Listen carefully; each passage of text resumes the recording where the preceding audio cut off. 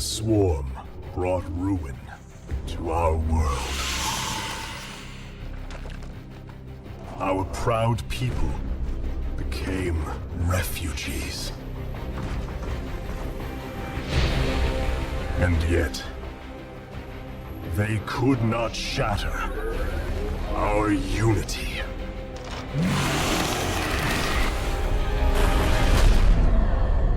For we are bound by the Kala, the sacred union of our every thought and emotion.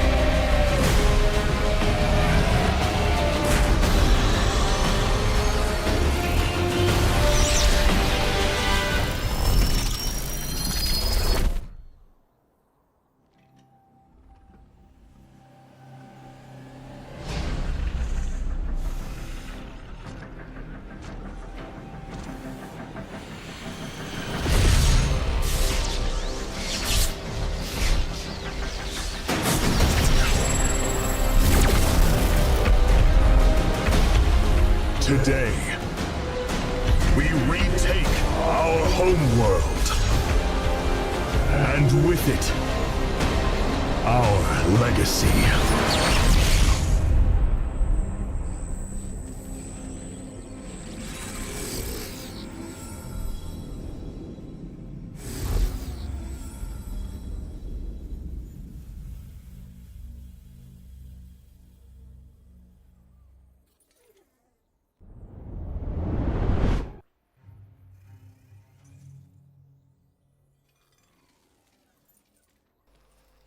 Hello everybody, welcome back. This is Cup number 83. Once again, it's an absolute pleasure to bring some high-level StarCraft to you this Saturday afternoon, morning, evening, wherever you are. My name's Linglad, and as I said, it's an absolute pleasure to bring some great StarCraft after the Esports World Cup. We'll see if any of these players have picked up any tips or tricks or something to see, something to throw at their opponents as we start to get our very first series up and ready to go. Let's have a look at a quick bracket. We got a pretty stacked Cup number 83 for you guys.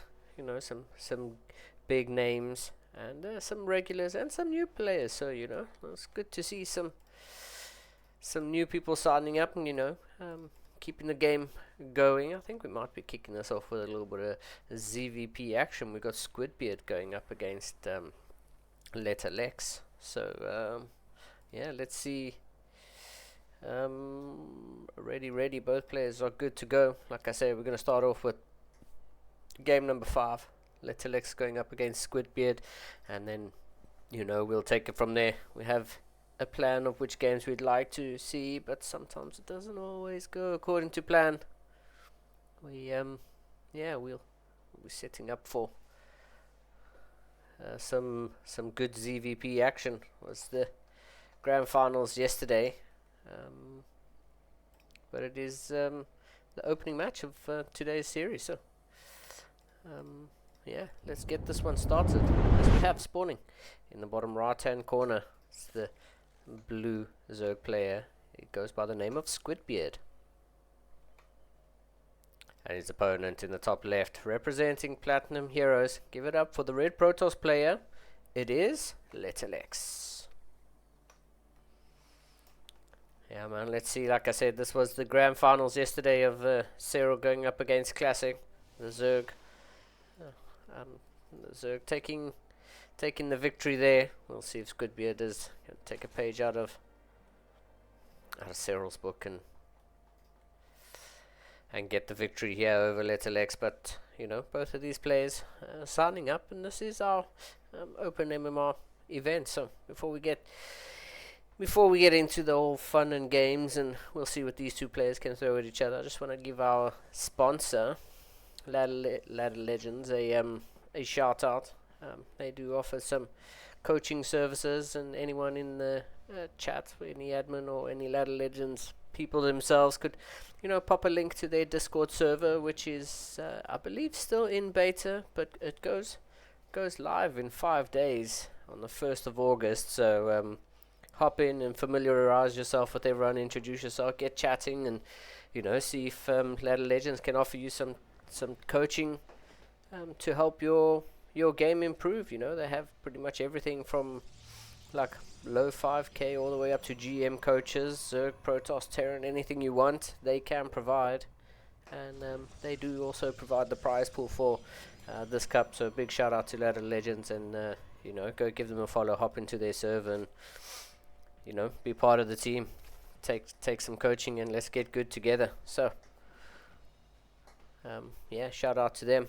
We yeah, it's been great to have them on board, and you know, we look forward to working with them in the future. It's been an absolute pleasure, as unsurprising to pretty much all of us. We do open with a Stargate here out of Little X, so it's gonna be you know, we'll see how this goes, as both players just kind of set up, and no early game shenanigans out of anyone. We've got a Ling hopping over here, so I'm expecting another drone to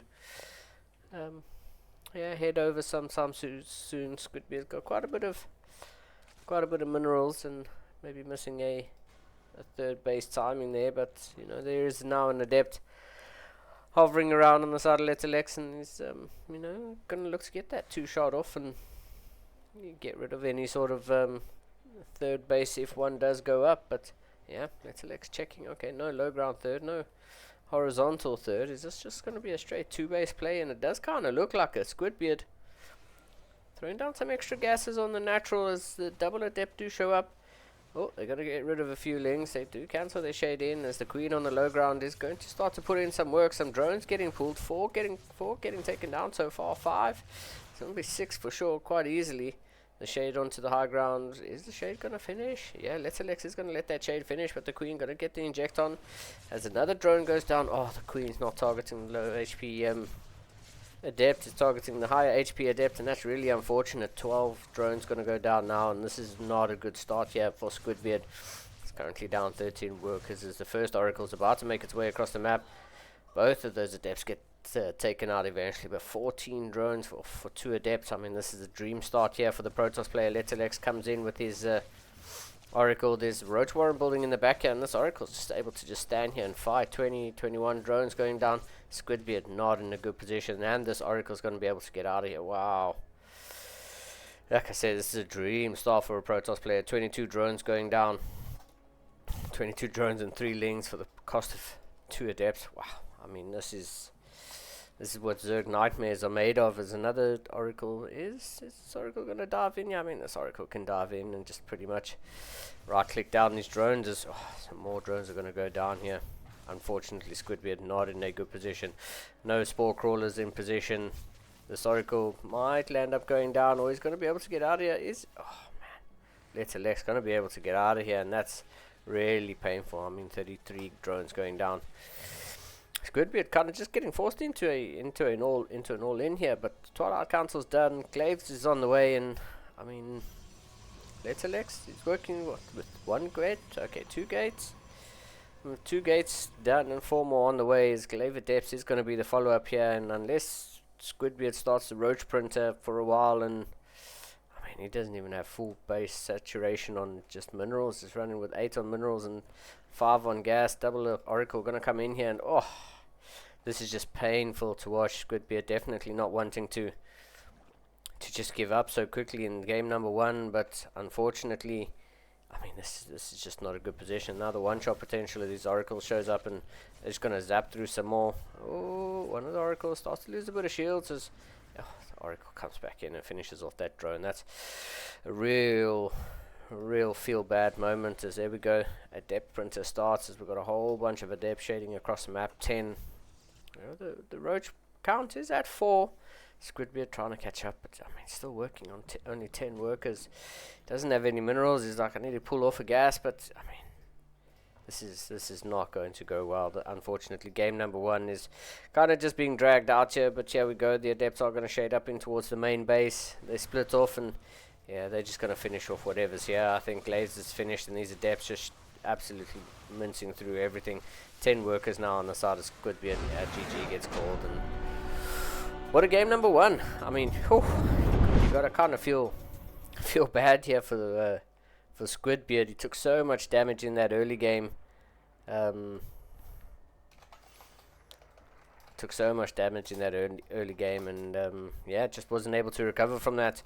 Just not prepared for the double Adepts to come in. Lings with no speed, and yeah, you just gotta feel bad. You can't be losing 20 Adepts, so 20 drones, so 20 drones so early, so feels kind of bad there for Squidbeard, but I mean, that's just kind of how it goes sometimes. He's a great sport. A GGWP in the chat after the game. Excuse me, just getting some water. A little GGWP after the game, taking that loss on the chin, saying, you know, it happens sometimes, and that's kind of just how it goes. We've got game number 2. It's going to be on Tokamak, so just waiting for both players to ready up, and we'll get this one started. But yeah, Squidbeard, just like I said, taking that one on the chin, saying, I lost 20 drones so early in the game. That's pretty much game over in most cases.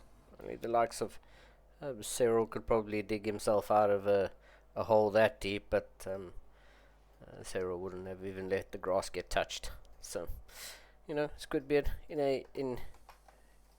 a good spirit going into game number 2, and yeah, let's see how he does this time, as we have in the bottom left hand corner. For Platinum Heroes, once again, give it up for the blue Protoss player. It is Letterlex. And in the top right hand corner, just having a really bad early game and looking to put that one behind him. Give it up for the green Zerg player. It is Squidbeard. I do believe Squidbeard is South African, so I'd like to see him start chucking some slaps and getting a point on the board. It would be really good. But Letterlex just looks pretty crisp in his timings, in his control, and yeah, we'll see if game number 2 can go just as well as game number 1. Letterlex will be feeling pretty confident, and you know, sort of saying, well, you know, that game went really well. I feel like I'm in a good position. He does have the first point on the board, and you know, that's definitely some breathing room, and he'll be feeling good about how well that went. And to be honest, probably going to do much of the same. I don't think Squidbeard had a very good start to that game. I saw the drones all like miss rally and you know, all start mining again. It just seemed to be a bad start, and I'm really hoping he gets to put that one behind him, because yeah, Letterlex looks like he came to play, and it would be good to see. Good to see a Zerg player put up a bit of a fight here in the CSO Cup. We have quite a few Zerg players, which is great to see in a cup for a change. But yeah, it's not going to be easy. Protoss is pretty strong, and you know, the Zerg players just have to get good. So let's see. Game number 2 kicking off on Tokamak. We've got a low ground wall here for Letterlex, which is pretty much unsurprising to anybody who is familiar with like a ZVP matchup and kind of how these get played out. And the low ground wall here is, if you're really not expecting anything super cheesy, low ground wall is pretty much what you're going to go for. You keep it nice and safe. You allow yourself the ability to expand. That probe getting chased away. We'll see if Squidbeard's going to go up to 3 bases this time, or if he's still going to stick around on 2 like he did last map. This adept is first adept making its way across the map, as the second one's still in production, and will pretty much come join its colleague sometime soon. The shade does finish up at towards where the 3rd base location should be. Let's Alex checking, there's nothing there. Second adept making its way across the map, and yeah, he's going to check and see, okay, you still have no 3rd base, and this is where Squidbeard lost all of his lings in the first game. As lings without speed, off a creep, or just not something you want to be fighting adepts with. As yeah, here we go, the adepts are going to shade up into the main base. We'll see an Evo chamber coming up at the front as the Roach Warren is about to finish up. Adepts do finish up into the main base, and now they're going to start to work through these drones, and Squidbeard really needs to get a handle on this. You can't be losing as many drones as he did the first time. Oh, someone's got a bit of lag. Oh no. Oh no, that's not good. Letter Lex seems to be timing out, and one of the most critical moments is adepts are microing in the back of the main base here of Squidbeard, and Letter Lex seems to just have DC'd completely. Oh, okay. Let's see. I'm just gonna swap this around, and we'll see if we can get Letter Lex back in the game. Oh, okay. Let's see. Not too sure. Okay, the game has resumed. We are, I guess both players are just happy to continue from there. The adepts do get cleaned up, but that is at the cost of 5 drones, so still not completely free. There is a spore crawler building at the front here, and I mean, I like the addition of the spore crawler just to keep Squidbeard a little bit safe, but the spore crawlers aren't going to do anything for the Oracle that's heading across here. And I mean, as I said, in a ZVP matchup, Oracles are definitely going to be the good spore crawler build there, but this is going to be a complete wipe of the oh no, it's going to be a complete wipe of the natural mineral on the adept. Is going to take a bit of health damage and get shooed away by 2 queens, but yeah, Squidbeard once again going for that 2 base play. Roach Warren is done.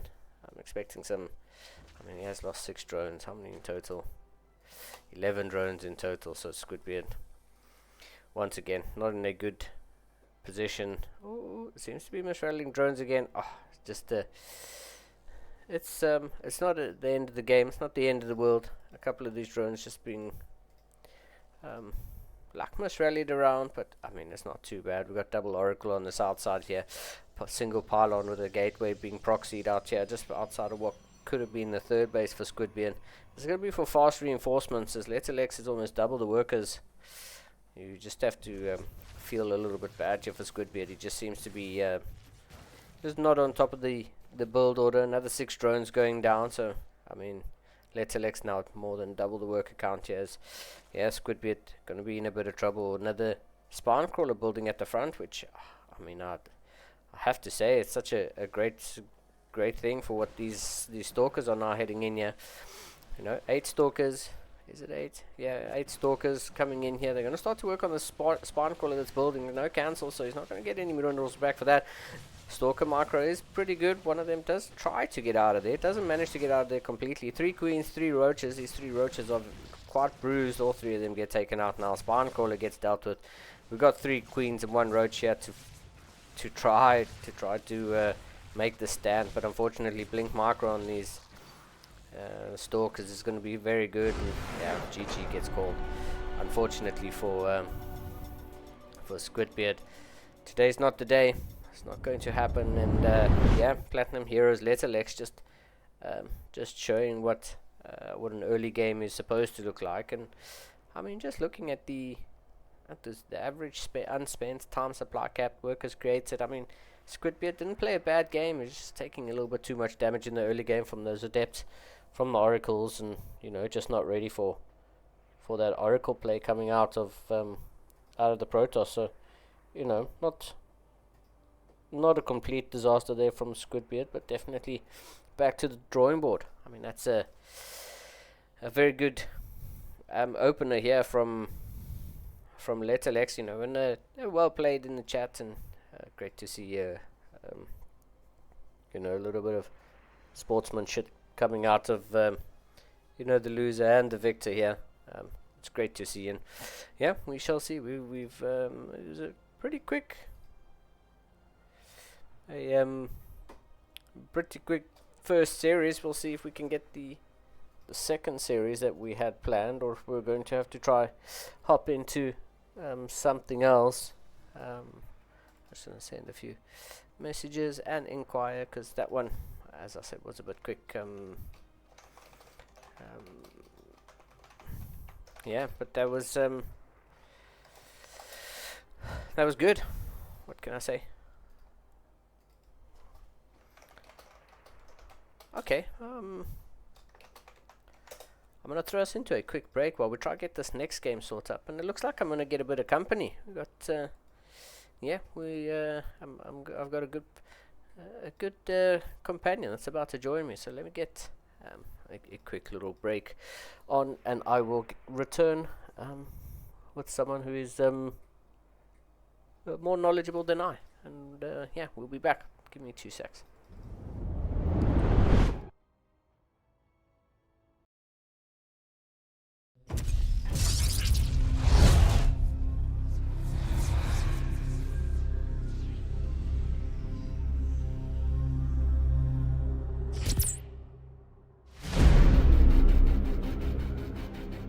The swarm brought ruin to our world. Our proud people became refugees. And yet, they could not shatter our unity.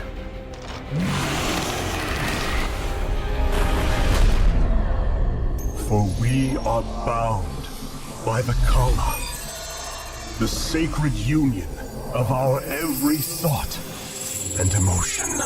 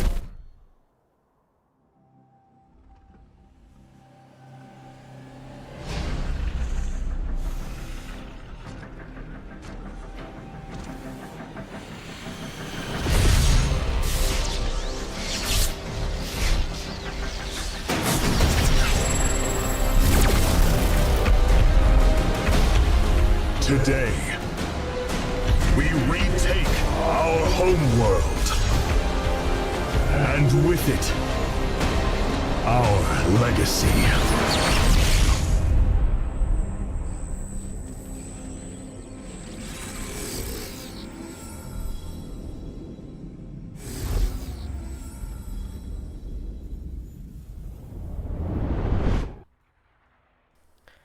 And we are back, and as I said, I promised someone more knowledgeable than I, so yeah, Gamer Richie, welcome, dude. Hello, hello, everyone. Still a win, baby. That's it. Yeah, like I said, I promised someone more knowledgeable, and it's a pleasure to have you join me, dude. You caught that first series, and like you said, it was just clean. It was just a good showing there from the Protoss player. Um, but yeah, man, it was nice to see. We got another a banger of a series coming up here. Mindle VK going up against CSO's amazing slash UED soldier. Sometimes depends on where you're looking. Depends on what his name is. But yeah, we got a Starstorm Gaming going up against CSO PvP. It's going to be quite a colossal game to happen early on in the brackets as well. To have these two facing off now is actually really, really good. Both close to that 5.8, 5.9k. I believe UED Soldier is slightly higher than that as well. So it's kind of pitted up against Mindle VK at the moment, but anything can happen in a PvP. Yeah. I mean, I don't know if you know, but anyone who's familiar with the CSO stream knows that this is my favorite matchup to watch. I love PvP just because, it's anything can happen. Like you say, the MMR doesn't matter too much in a PvP because, I mean, if they make DTs and you have no detection, I don't care what your MMR is, it's overs for now. So I just love how chaotic a PvP can get. And yeah, I mean, it's lovely to watch. I would not enjoy playing it, so I respect those who I respect those who participate as Protoss when you go up against another Protoss, because it's just amazing. For me, it's amazing to watch, and just understanding how crazy these games can get. I really enjoy watching it. So, Not wrong. Yeah, Not yeah. wrong. PvP is a very aggressive matchup. I mean, some Protoss players like to play away from the standard, which is great. You can see some really cool games like Max Pax likes to do a lot of one gate expands. Yeah. But majority is normally sort of proxy robo, proxy Stargate, how they approach that. So, yeah, it's very small things that make a massive difference in PvP at this level.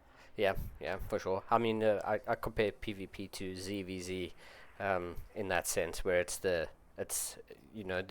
edge you get over your opponent is quite big in this matchup compared to in TVT. TVT, it's minute little edges in the mirror, in terms of mirror matches. They're minute edges that build up to something over time, whereas in PvP and ZVZ, I mean, it can snowball. It's just an avalanche waiting to happen. It's 100%. Lose a stalker in the early game, it kind of really sort of makes you feel a little bit kind of rough in PvP because you're one less stalker down. Imagine if you're trying to be even more defensive. Now there's one extra stalker to take on yours. So it's a very interesting way. I do really like stalker sentry openings. I think they're still sort of really, really good. And with obviously the sentry being slightly buffed within the most recent patches, sort of good versus shields, it's kind of easier to open up a lot of sentries now for defensively. yeah, So yeah, for sure, and as well as with the energy recharge ability on the sentries, it also helps them use their ability. I guess that's I've heard some complaints about that, but only in terms of like Protoss being able to have unlimited vision with just hallucinations going out all over. So yeah, that's a good. Yeah, we're about to get this one underway. Yeah, both players are ready. I hope you're ready, dude. Because Yep. yeah, this is going to be a barn burner, as they like to say. it's going to be an interesting match because this is such a big map as well. So if they are going to be doing proxies, proxy Stargate is going to be so good on this map because there's loads of sort of nooks and crannies where you can fit a lot of these proxies. If you're going for a robo push, it is going to be a little bit more difficult, but that's only because of the natural. Yeah. And yeah, do you want to introduce our first player? I'll start off with one of your players. So the bottom left-hand side of Tokamak, we have in the green trunks, representing CSO, it is UED Soldier. His opponent in the top right, playing for Starstorm Gaming. Actually, I got that team wrong earlier. Playing for Starstorm Gaming. It's a Red Protoss player. It's Mindle VK. Yeah, both players are very familiar with the CSO Cup. This is the 83rd edition, man. I was saying earlier, it's amazing that this is the the 83rd edition of the CSO Cup. You know, we're not that far away from hitting 100. It's been going on quite a while, and it's actually amazing. Oh, 100%. You already see now a difference in the layouts here as well from both the PvP players, Lean Lad. So you've got the pylon very much further out the way for Mindle, but you do have a pylon that is very, very close to or makes part of the wall for UED soldiers. So that's like a really small wall off here between these two gateways. Yeah. It's good to see the difference, and the main difference here is if there's a 1 hex opening rather than the 2. A lot of big units or large units won't be able to fit through them, so that's just a note. Yeah. So we're probably expecting a lot of sort of, again, stalkers are great. It's a blink stalker, a lot of gateway units in general here, so because they can fit through that 1 hex. For sure, and on the side of UED going for that 2 hex, you were saying might see some, or definitely anticipating some robo play. I mean, UED's gone for this pylon out. It's pretty much smack bang in the middle of the map.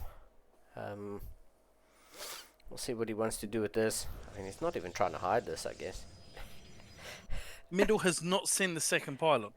He has not seen it. Look at him searching around right now. He is frantic at the moment. He wants to see where on earth. Look, he knows there's a proxy somewhere because of the lack of that second pylon. He needs to see this. Yeah. Because right now with the proxy robo, as you mentioned, I mean, Mindle VK could be in a lot of trouble.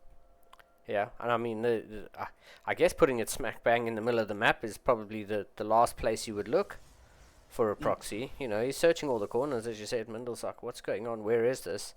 He's searching all around, and the middle of the map's probably the last place you look. UED is sending his stalkers out, trying to find this probe that's searching around. Oh, but here we go. This rally point is... Oh no, these stalkers aren't going to make it to the low ground. I thought the rally point to the stalkers was gonna discover that proxy robo, but it is not. Very interesting here. So we've now got the aggressive approach from UED, almost using as the earlier blink here from UED. Does see the warp prism now. He doesn't want to lose this warp prism. Yeah, Warp Prism takes a volley. Ooh, the control there from Mindle. I mean, right-clicking down on the Warp Prism, he does lose a single Stalker, as you mentioned, one Stalker, but one Stalker falls on both sides. This Warp Prism is so low, the 2 volleys from those Stalkers. I mean, this is not a position I'd want to be in with your just brand new Warp Prism and, you know, so low already. A Sentry, oh, okay. Sentry and an extra Stalker show up here for Mindle, and that's going to be enough to drive this Warp Prism away. Could we make 2 adepts from that proxy pylon on the side? So trying to look to get some damage done in the main. But clever from UED Soldier does wall that off completely. So he's pretty much protected, and he's still going to go for this push. He is going to be 1 immortal ahead in general. Yeah. I mean, the Immortal out of Mindle is about to pop. It just pops now, and it is going to be a Warp Prism up next.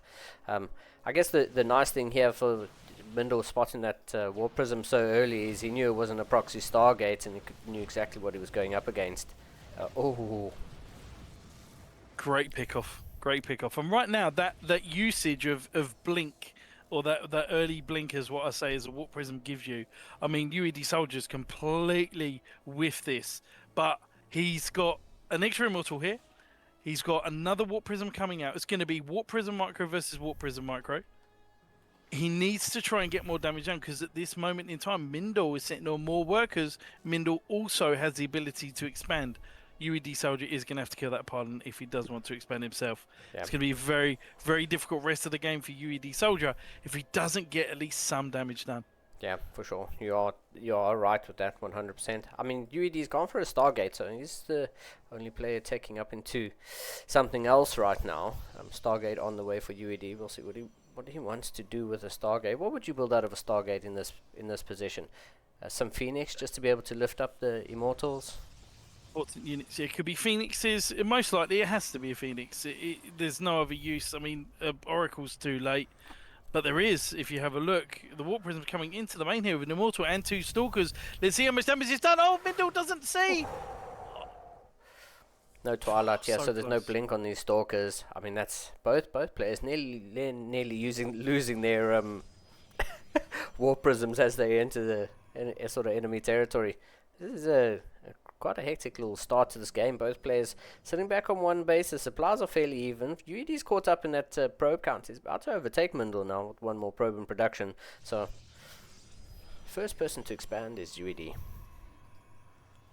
Certainly Mindle's now on a ticking time bomb here, where there's going to be constant amounts of phoenixes being made, so he's probably going to hit when there's 3 phoenixes, and he's still doing damage across the map, killing a lot of these workers now. It's starting to really snowball here for UED Soldier. He's done such a good job being patient, killing units left, right and centre, and 2 zealots being warped in just for good measure here as the warp prism does get taken out.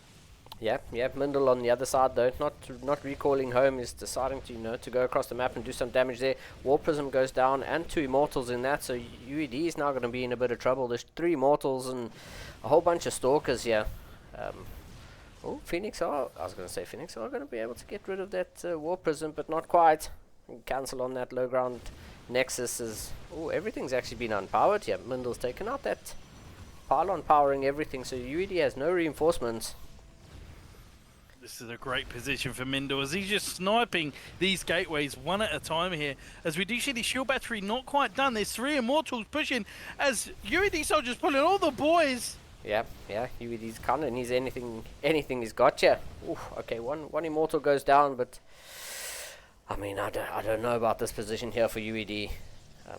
That force field actually working against Mindle there. Mindle dropping that force field and kind of going against it, but yeah, there goes all of UED's production facilities. The Phoenixes are going to pick up both Immortals. The Stalkers and Probes are fighting here on both sides. Oh, so close. The Stalkers aren't being touched on UED's side because he's picking up most of the important units here. Phoenix is going down left, right and centre now as they're getting really, really low, but there's 23 workers to 17. UED Soldier doesn't come off better out of the both, and more units being warped in here. 3 Adepts. Yeah, 3 more Adepts. I quite like the addition of the Adept chap. Maybe just to shade to the other side and start doing some worker damage here.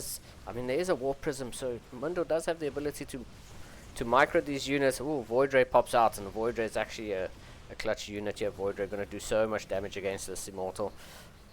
It's a little to nothing. Unfortunately, UED Soldier does fall. Mindle, a fantastic push there. I mean, that was pretty much chaos. It was almost base trading at the point. Losing those 2 Immortals in the main base against those probes of Mindle against... He does a lot of damage in terms of workers, but he just didn't have the army that Mindle VK had on the other side of the map. It was a fantastic reaction for Mindle because he was, in poker terms, all in, completely all in. He had all of his chips on the table. UED Soldier was kind of bluffing. He had the Phoenixes there. It just wasn't enough. There wasn't enough damage output. Yeah, for sure. It just wasn't enough. I mean, like you said, losing those 2 Immortals in that War Prism. I mean, if UED had that War Prism at home with the 2 Immortals, I think it would have been a comfortable hold. You saw how close it was at the end then. With an extra 2 Immortals, that would have been a comfortable hold, and I think UED would have been ahead. There we go. I think UED would have been ahead, but, I mean, that's just how PvP goes. Sometimes you just, that's all it takes is to lose a couple key units and all of a sudden your opponent is ahead, and it's quite easy to snowball that once you are ahead. It was an interesting start to the game with a proxy robo smack bang in the middle of the map, but I don't know if I've ever seen a robo proxy there, but we'll see if UED Soldier in the bottom left-hand corner is going to do it again. He's sporting the green colours and he is representing CSO. Currently down 1-0. We'll see if he can bring it back. On the top right-hand side, Mindle leading 1-0 with fantastic decision-making. Did get kind of countered at the start, but did a great job in focus fire in the Warp Prism. He's 1-0 up at the moment in the red trunks. It is Mindle. Yeah, I mean... focus firing down that War Prisms like so early on, getting those, I was going to say almost 2 free volleys. I mean, he lost 1 Stalker for that second volley on that War Prism, but that really put the War Prism down in the red. And UED, you then can't take a chance with that War Prism anymore. You can't keep it close to your unit. You have to protect it. And I think that that second volley kind of helped Mindel defend that early game pressure. So, yeah, it was a good game from both players, but Mindel comes out on top. Now we do see here now on ley lines, massive open map here, so the mobility of Blink is going to be huge. That last game doesn't really utilise a lot of Blink areas to abuse, even though there are still on every map. But on this map, there's so much space to manoeuvre around. So things like, again, Oracles are still good on this map, but Blink is so much better. We do see another proxy attempt here from UED Soldier. I have a feeling, based on the location, it should be a Stargate. Yeah. Although, yeah. I mean, would you put a Stargate more like up here towards the 12 o'clock position? I guess that's a pretty common place to scout, so that might be why. It's going to be a Robo again. No, it's going to be a Robo. He's going straight up, exactly the same as last time. Open up Stalker Sentry for Mindel and open up Double Stalker for UED. That's also another tell that there is a proxy out on the map as well. Lack of the second pylon. Stalker instead of Stalker Sentry, because remember the Sentry costs 100 gas, a lot more than a Stalker, so there's gas missing on your opponent's side. And Mindel is searching around again. He really wants to see where this proxy is. So really good, I would say, ability to tell the future here from Mindel. Sees what is missing here. So, Mindel scouting around with his Phoenix. Yeah. Phoenix takes a detour, but the wrong side, went south instead of north, and he's not going to spot this proxy, not just yet. Spots it with a second hallucinated Phoenix, so Mindel is aware of this, and I'm pretty sure UED knows that Mindel's just seen it. So, yeah, Mindel going to be aware that it's pretty much exactly the same as the last game. Fires up his own Robo. Oh, that was a shot on a Stalker that I don't think Mindel needed to do, but Yep, he didn't like his own units there for one short moment. But the shield battery comes down, exactly the same reaction here for Mindel. Does see that proxy robot, as you mentioned. There is a proxy pylon again. Mindel looks to be a fantastically good defensive player, but that doesn't matter if your opponent plays like a robot, as we've seen how UED soldiers performed in the past, as 4 Stalkers are being dropped into the main base. Just like a Terran play, where the sentry goes down straight away. Oh, good control there by UED, picking up that like almost 1 HP Stalker. There's going to be a proxy gate on the other side, so once again, Mindel going to go for the, are these Adepts? Yeah, going to go for the Warped in Adepts on this side. I mean, it's almost like a repeater game number 1, just the difference is I think UED got a slightly better starter in this one. Yep, hasn't lost the Stalker here as well. You see how 1 Stalker loss at the start for both players could really hurt. But there's a full wall off here. And this gateway is just constantly being hit here. I mean, the Immortal's not even out here for Mindel. This is great for UED Soldier. Mindel needs to be able to defend a great force field here. But again, with that Blink-esque mechanic of the Warp Prism, his units aren't in any danger. Yeah, not at all. It was a really good force field there, just to sort of stop the aggression. But a second Immortal shows up here for UED, and I think high ground vision granted here by the War Prism just allows this gateway to get taken out. And I mean, we saw how much that crippled UED in the first game, and I mean, not having those production facilities means, UED's going to have to, Mindel's going to have to make 2 more gates in production right at the back of his main, but they're not going to be up and running for a while, Gamer Richie. 100%. As he sniped 2 gateways, got remake 2 gateways. This is exactly what should have happened in the first game. UED Soldier has this regimented in his mind, following up with a Stargate again as well. So this is probably his go-to build in PvP, and at the moment it's working absolute wonders here with 3 Immortals versus 1, and barely a second just coming out here for Mindel. Yeah, I mean, I do like the fact that Mindel's had a little bit of breathing room to be able to get up to 2 Immortals. He's got the shield battery. I wouldn't even mind a second shield battery just to make sure that you can hold this, because, I mean, he's kind of caught a whiff of what's going on here.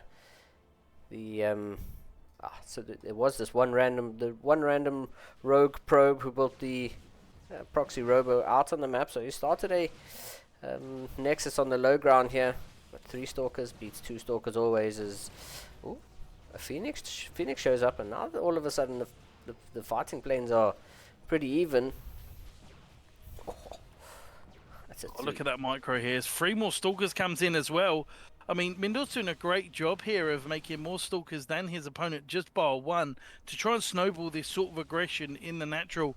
Is Mindle able to come down? He can't. He has to recall back at home as the expansion is almost complete. Mindle is in a lot of trouble. Oh, look at that force field. Yeah. Great force field there by UED on the ramp. He's gonna and saves the I was gonna say saves the not having to destroy that pylon. But now that pylon's gone, we've got double adept that's gonna be able to shade up here into the main base. UED needs to kind of get something up here to deal with this, but. Oh, Phoenix comes out here for Mindle VK, and that's going to be able to push back this War Prism with 2 Immortals. Wow. This game, it's turning on its head. We've got workers going down on both sides. Oh, okay. Wow. What a close series this is already. But for UED Soldier, he does have an expansion down and much more shield 3 shield batteries. He does need to find this does he know of this proxy gateway? He doesn't. So UED Soldier is going to be on the defensive. Extra sentries being warped in as well. This is a very good idea. As we see Mindle walking across the map and trying to sort of claw back here. I mean, he's done loads of damage, Leonard, but he needs to do a lot of damage to this natural. But UED Soldier, he looks prepared. He's almost in that martial arts scenario where he's kind of going, come, and then UED Soldier's welcoming into his arena. And I don't think Mindle, I think, well, it looks like he's coming back home. I mean, UED, I just checked, UED has seen this this proxy. Phoenix is going to be able to take out the pro, but That's huge. Oh. The observer goes down on the side of UED, but yeah, UED in a pretty good position. I mean, what are the losses like? I mean, losses are almost fairly even. 300 minerals different and 75 gas different. So, I mean, it's not too bad from both sides. But oh, what a catch! Yeah, that's a great catch. Both players getting their War Prisms taken out, and both of their proxies getting cleared. So, I guess we're back to a normal macro game now. I'd say that, but you're almost working with somebody with 2 bases saturated with the gases for good measure versus somebody who's only just about now saturated his natural. Yeah. 9 workers down, army value down. I mean, Mindle's got a mountain to climb. It's not quite Everest yet in terms of the mountain that he's got to climb, but he's very far behind as charge is almost complete for Mindle. Starts from UED Soldier, but there's 4 gateways coming up for UED. Yeah, UED. I mean, in terms of gateways, Mindle's he's throwing down 2 more now, so he's going to go up to 4. So 4 gates against 6 gates. I like the position from Mindle though, because he still has his robo. UED hasn't remade the robo that he proxied out on the map, and you know, if he's going to make another War Prism or more Immortals, that's what I was going to say. If there's going to be more Immortals or another War Prism being made, UED doesn't have that luxury until he remakes that robo. UED does see the glimpse of the High Templars as well with the hallucinated Phoenix. So we now see UED Soldier now going into Archons as well. +1 being what investment that he made a little bit earlier from his lead is now halfway done. So Mindle is on another time frame here, or a small little clock of where he needs to do damage. But there's just so much stuff in this natural for UED Soldier. Is he just going to slowly expand, play it safe? It kind of looks like that because he's looking really solid. Yeah. I mean, I don't think Mindle has a forge yet, and that hallucination. Yeah, Mindle doesn't have a forge yet, and I think the hallucinated Phoenix might have spotted that on his way in last time. I don't think. Well, I think UED might have seen that there is no forge, so he's probably feels like he's in a much better position. Forge now coming down for Mindle, but I mean, it's not going to be up online anytime soon, and UED. I mean, he's up 11 army supply. He's up in workers. He's chilling. Yeah. Like you said, he's probably just going to expand, and it's exactly what he does. Expands, plays it safe. There's another proxy gate out on the map. And, UED. I think UED just wants to get this 3rd base up and running, and will then move across the map. This is going to take a massive effort from Mindle VK to actually win this game. He is so far behind. He's just trying to see if there's a moment that he can catch his opponent out of position. I mean, the longer the game goes on, the closer that gap is, because even though they are quite far behind, if UED Soldier gives Mindle an opportunity to start gaining momentum, even just a little bit, especially at this level, he could be in a lot of trouble. I love the way that Mindle is keeping his High Templars there ready to try and feed back some of these Phoenixes that could be harassing as well. Yeah, for sure. And I like how UED's popped in to just check the timing of this third base. I mean, if, like you said, if UED gives Mindle a little bit too much respect, a little bit too much time, the gap closes between them, and yeah, here we go. UED coming across the map. It does have that +1 advantage, but it's not going to be up for too long. +1. I think Mindle scouted that UED Soldier was coming across the map, and it's kind of forced him to make a hell of a lot of units. I think it was just like almost like a double bluff here from UED. UED knows there isn't a third base, so he's like, "Well, coming in, buddy. Well, what's going on?" Yeah. Comes back home, makes a couple of shield batteries. I think he's kind of gave him a sort of a little bluff here of, I'm going to be aggressive, but now I've got a third. Oh, he could be caught very much out of position here. Yeah, I like this shield battery here. The shield battery, I think, might come in clutch with this defense. Yeah, Mindle's... Oh, he even hallucinates another Archon at the front there. Archons are doing well at the front here. Both the Immortals being picked up here. It's Mindle VK, his front line, his power of his army has just completely... I mean, it's gone down the pan here as UED can simply just move through this army. An absolute wipeout here for UED Soldier. Yeah. 1-1. I mean, it was such a great start. I think it was such a great game. I think start to finish there from UED, right from the beginning, dropping those stalkers into the main base, getting a little bit damage, turning back. It was a really good game, start to finish. And I mean, at least we get to go to game number 3. We knew these two were going to be close. We knew this was going to be a really close match between them, and yeah, I'm glad to see it's going the distance, because, wow. After how fast... Two great players. Yeah. Two very great players, literally from sort of round 2, which is crazy. I mean, just sidetracking and looking at the brackets right now, there's Fiont and Jumi playing right now. There's Shameless and Shevchenko. I'm not too sure who Shevchenko is, but I'm pretty sure his in-game name I recognise. And Letalex versus Dracnus at the moment. So there's a load of great games in round 2. Yeah, round 2. CSO Cup is definitely bringing it. Unfortunately, we can't cast them all, but there's definitely some great players here, and I'm looking forward to seeing who makes it to the semi-finals. Both of these players in this series that we're casting is on Tournament Life, as it's one apiece. Yeah, who do you think's going to take it? Just based off of game 1 and 2. Oh, I don't know.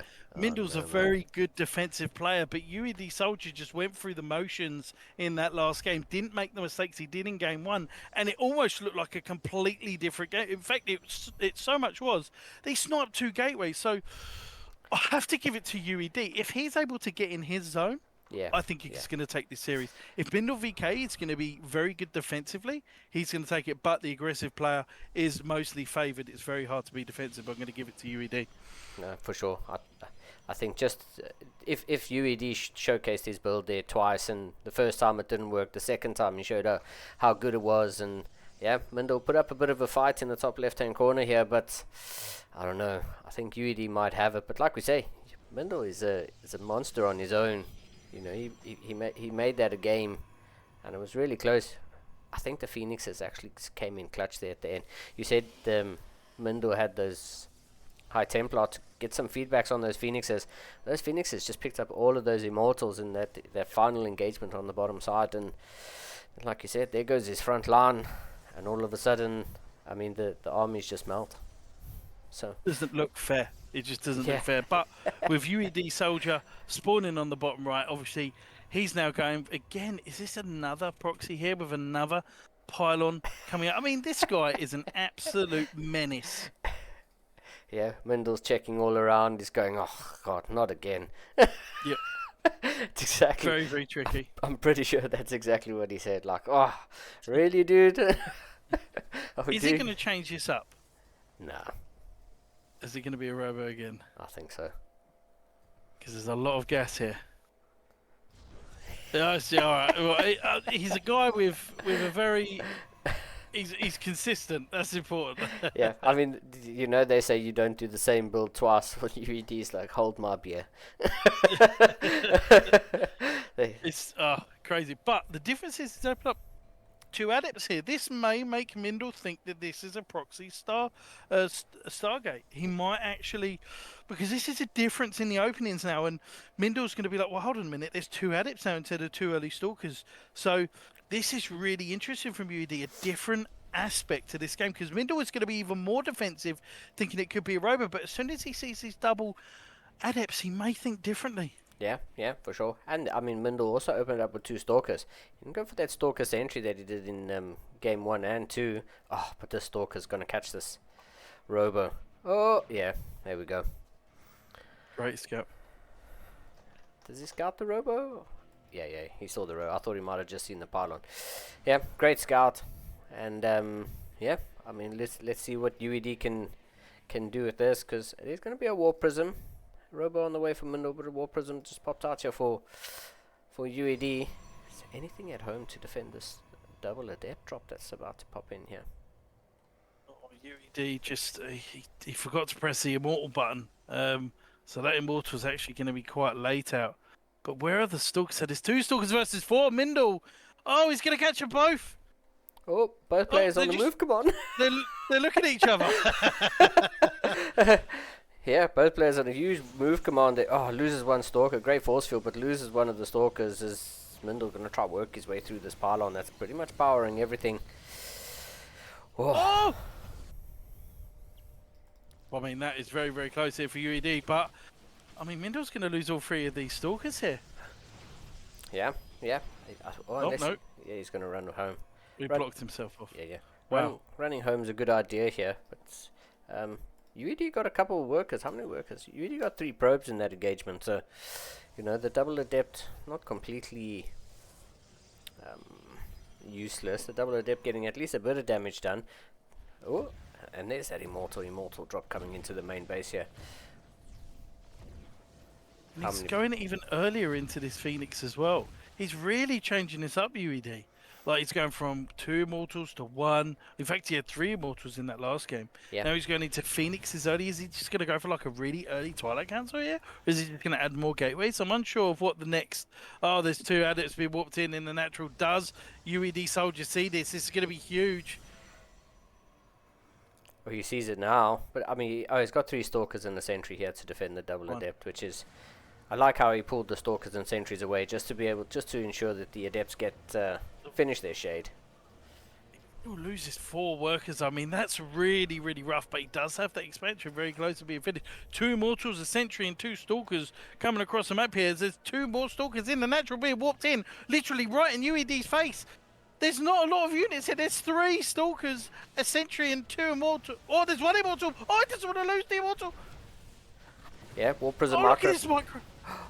I was going to say War Prism Micro has to be on point. One of the immortals of Mindle get picked up here as the immortal of VK of UED comes around the corner, trying to get some pot shots in here, but the army's just not here for UED. Mindle VK's got enough, and yeah, UED agrees. Absolute aggressive. That was fantastic from Mindle. In fact, giving absolutely no worries, shall I say, instead of swearing. He just walked straight into the natural and was like, right, okay, buddy. Yeah. There was a lot of mistakes there from UED in terms of he almost clicked, I think, on the robo to chrono boost it and then forgot to make an immortal for a couple of seconds. That gets into your mind. The Stargate was really, really early. Yeah. He's still on 2 gateways for a really long time. There just wasn't enough firepower.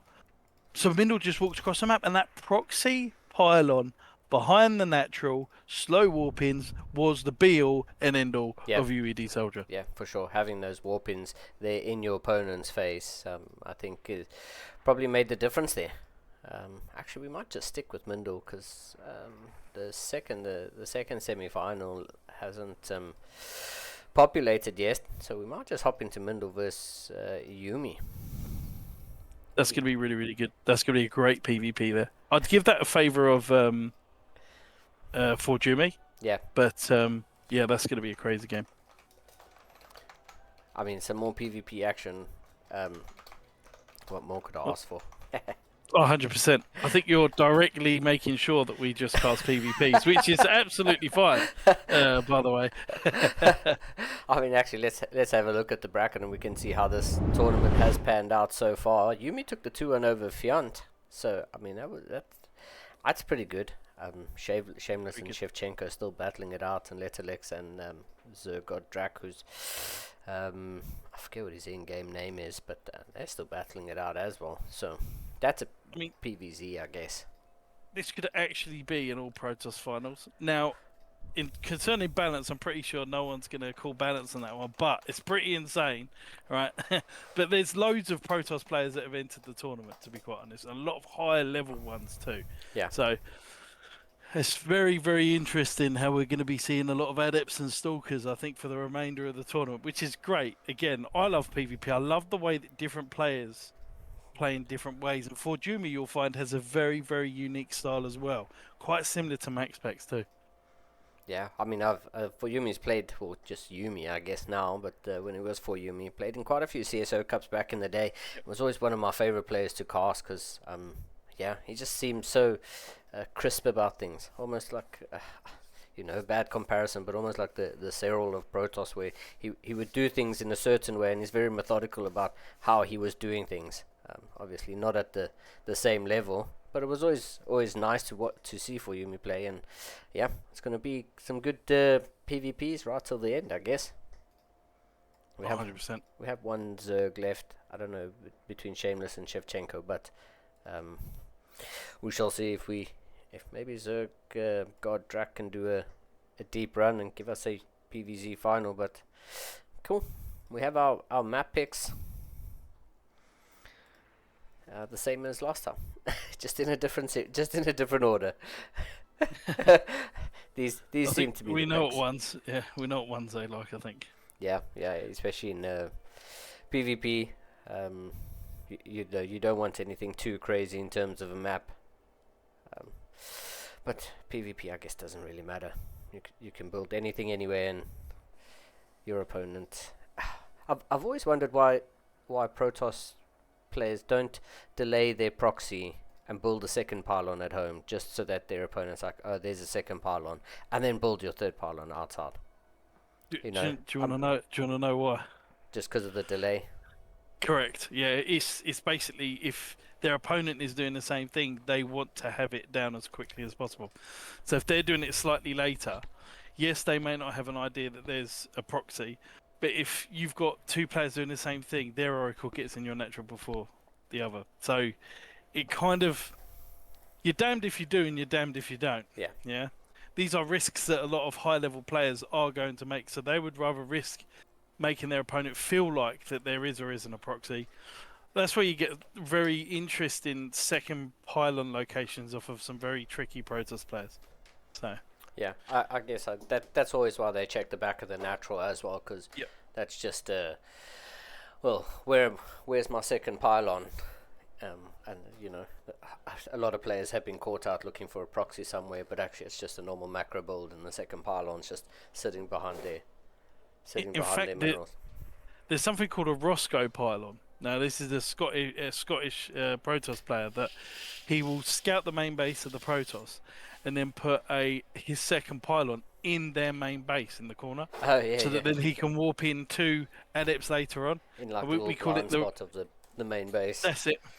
So then they see two adepts and they're like, where on earth did that come from? Yeah. So it's really, really strong, actually. It's really, really strong if left unchecked. Yeah, I guess that's why it's quite essential where your second pylon placement is in the main base, so that you try and minimize how big of a blind spot you have. But yeah, I mean this is turning out to be at least we're getting a few more 2-1s than we did last time. We had a CSO Cup. We had, I think, 1-2-1 in the last CSO Cup right up to the end, and yeah, it's quite nice to see a few players or a few games going the distance. Letterlex actually gets the victory over Zerg Drax, so there goes our Zerg player. Letterlex is a Protoss, so 3 Protoss in the semi-finals. I think many people go, "Oh God, that's not good." But if you see the way PvP is, guys, honestly, some of these series that we're just about to cast will absolutely be astounding. How you can see the different versions of how people open up in PvP. It's such a toxic but active part of a mirror matchup is PvP. Because one small thing, for instance, that first game of Mindle versus UED, that one stalker being sniped on each side really just slowed each of them down. Yeah. To where Yeah. they couldn't do what they wanted to do, and it was just so interesting. So we got Jumi now versus Mindle, and we know how Mindle kind of plays very defensive. Let's see how Jumi reacts. Yeah, and we'll see exactly where these two players have those slight deviations. Are we going to see a Stargate, or are we just going to see some more of the same? As for the first time on this stream, not the first time in the CSO Cup, in the top right hand corner for SSCG, give it up for the Blue Protoss player for Yumi. And on the bottom left-hand side, already traumatized from the previous PvP series, we have in the red sunglasses, because he's changed from his trunks to some eyewear, it is Mindle VK. Yeah. Insane, really. Absolutely insane. Yeah. So we do see a very similar opening here from Jumi, similar to how UED opens, which is pylon in the wall and the first gateway here. Is there going to be a second gas here from Jumi and then a second gateway here? I would assume so. So this next one, gas, and then we go for the second gateway soon, or is that just going to scout and there's going to be no second? Oh, this could be a one gate expand here. Nope, no, it isn't. Oh, I was getting very hopeful there. The sun was going to risk it for a biscuit. I mean, the one gate expand is probably a little bit greedy. You know, Yumi has the skills to be able to hold that, especially because you said, Mindle can be quite defensive. So is that a chance you want to take in game number 1 of a best of 3? This is the semi-final. Winner of this goes on to take for a chance to take on the lion's share of the prize pool today. So maybe it's not something you try in game number 1, especially against a player like Mindle, who can turn on the heat if needed. So Great scout here from both players here, looking for the second pylon. Looks like we're going to have the second pylon in a reasonable place in this one. As I see, a really interesting wall off here for Jumi is he's got like a hex below the pylon here, which is really, really interesting. So I'm assuming that that's really good for a battery in the low ground, so he doesn't have to put the third pylon at the bottom. He's got a probe fight here. Yeah. Mindle's probe just has a stronger taser. Yeah. I guess it's just the skin. It's the OG skin compared to the new one. So these guys are fighting across the map with probes here. Oh! Yeah. Oh! I was gonna say Yumi about to level the field, but not to be. Mindle says not today. Lovely. Seen here and a Stargate opener for Jumi here. Mindle, is he going to be looking to go for an expansion here? Or be aggressive? There is a probe here that's looking to look. Yeah, it's going to be a proxy. There's 2 proxies here. Jumi's going to proxy the 4th pylon here. So it's going to be oracles into maybe DTs. Is that kind? Because this is like this is out of the way in the bushes. Yeah. Kind of. This is all proxy. The way. Yeah, this is like right in the crevices. Oh, force field here out of Mindle, trying to catch these adepts. One of the adepts is not going to be able to get out, I think. Yeah. Oh, never mind. I take that back. Both of the adepts managed to shade out as the adept survives with 4 health. Mindle now knows the position of these adepts and says, okay, well, if your adepts are on the other side of the map, what do you have at home to defend? And the answer is, not much. We have an Oracle and 2 Stalkers going up against 3 Stalkers and the Sentry. So, oh, that's going to have to be cancelled. Oh, yeah, I was going to say that's going to have to be cancelled. Great surround here. But there's going to be a lot of damage done here. What great force field. As Mindle is actually doing a little bit of damage here. But another great force field. And now there's a Sentry and 2 Stalkers. Yeah, Mindle. And this is just the yo-yo of PvP. This is just how chaotic it can get. We've got an Oracle heading up into the main base here, but there is a shield battery in the mineral line, so this Oracle, yeah, I was going to say, isn't going to get too much done. Oh, wow. The pro How pool. frustrating. Yeah. the pro pull on that stasis trap was absolutely on point. Not giving the stasis trap a chance to get up, as they both trade stalkers here in Yumi's natural. I think neither players had an opportunity to take advantage of the proxy pylons out on the map.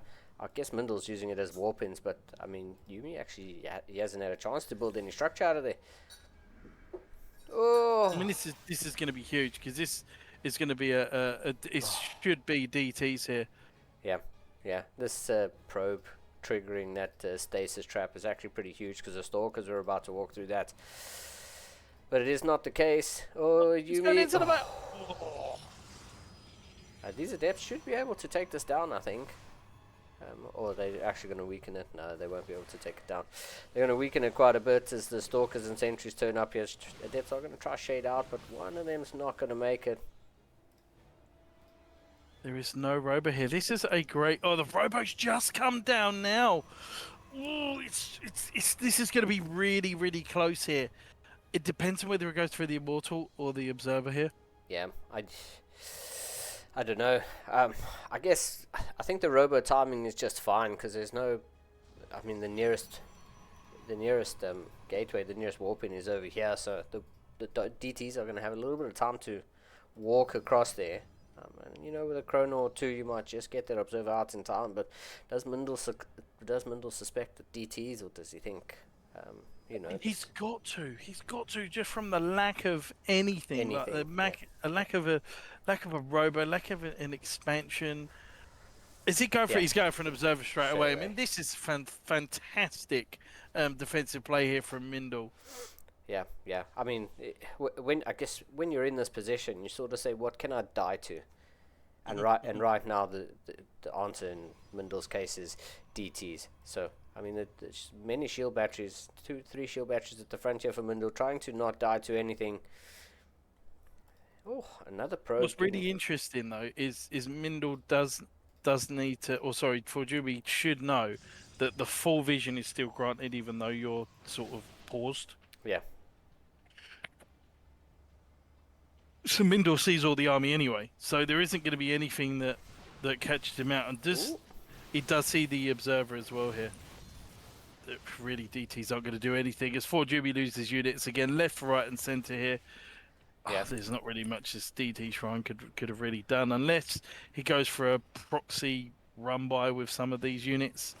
There isn't really a lot he can do. Again, Mindle, fantastically great. Oh, there's a DT. In fact, 7 workers going down here. They're already in the base. Yeah, DTs. I mean, they weren't going to get too much done, but I think even though Yumi anticipated them, I don't think Yumi knew when they were going to hit. Oh, and he's going to get the recall on this one.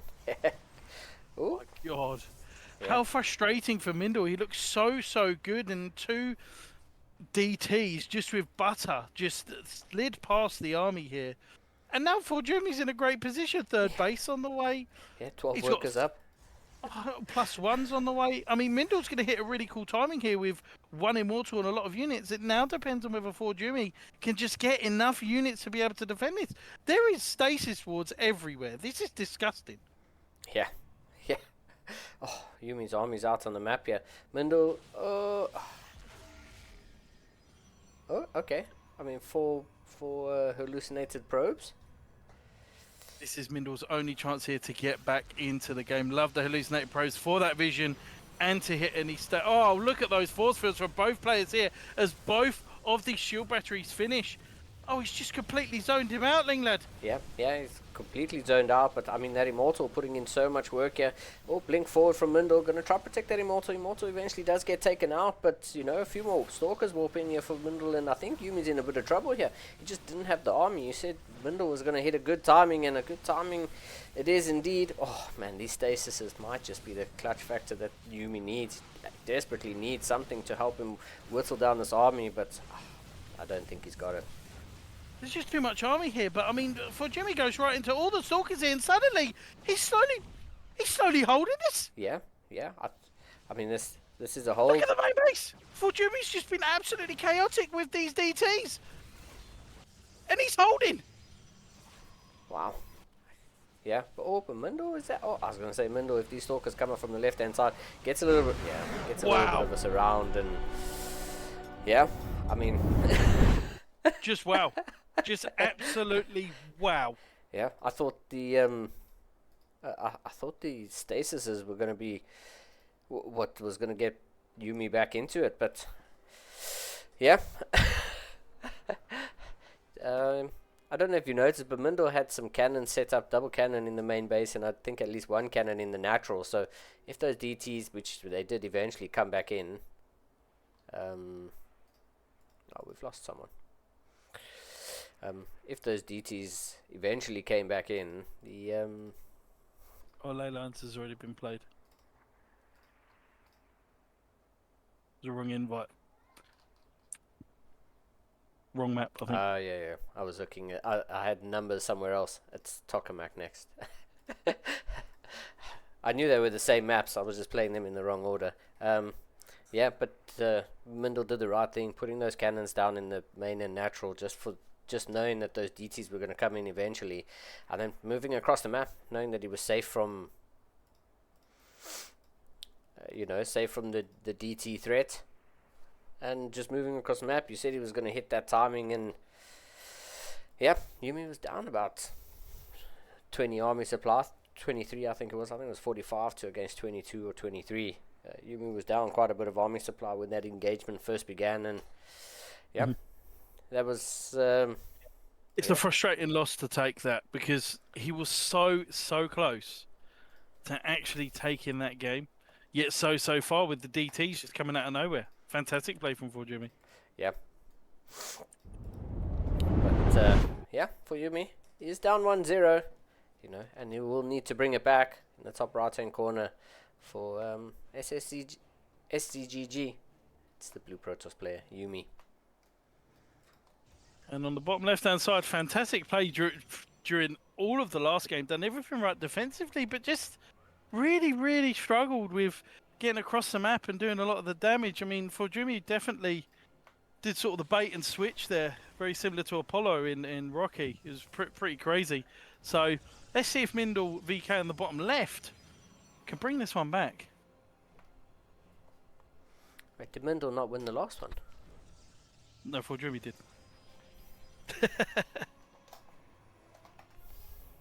Because Forjumi did a lot of the damage, didn't he, with the DTs in the background?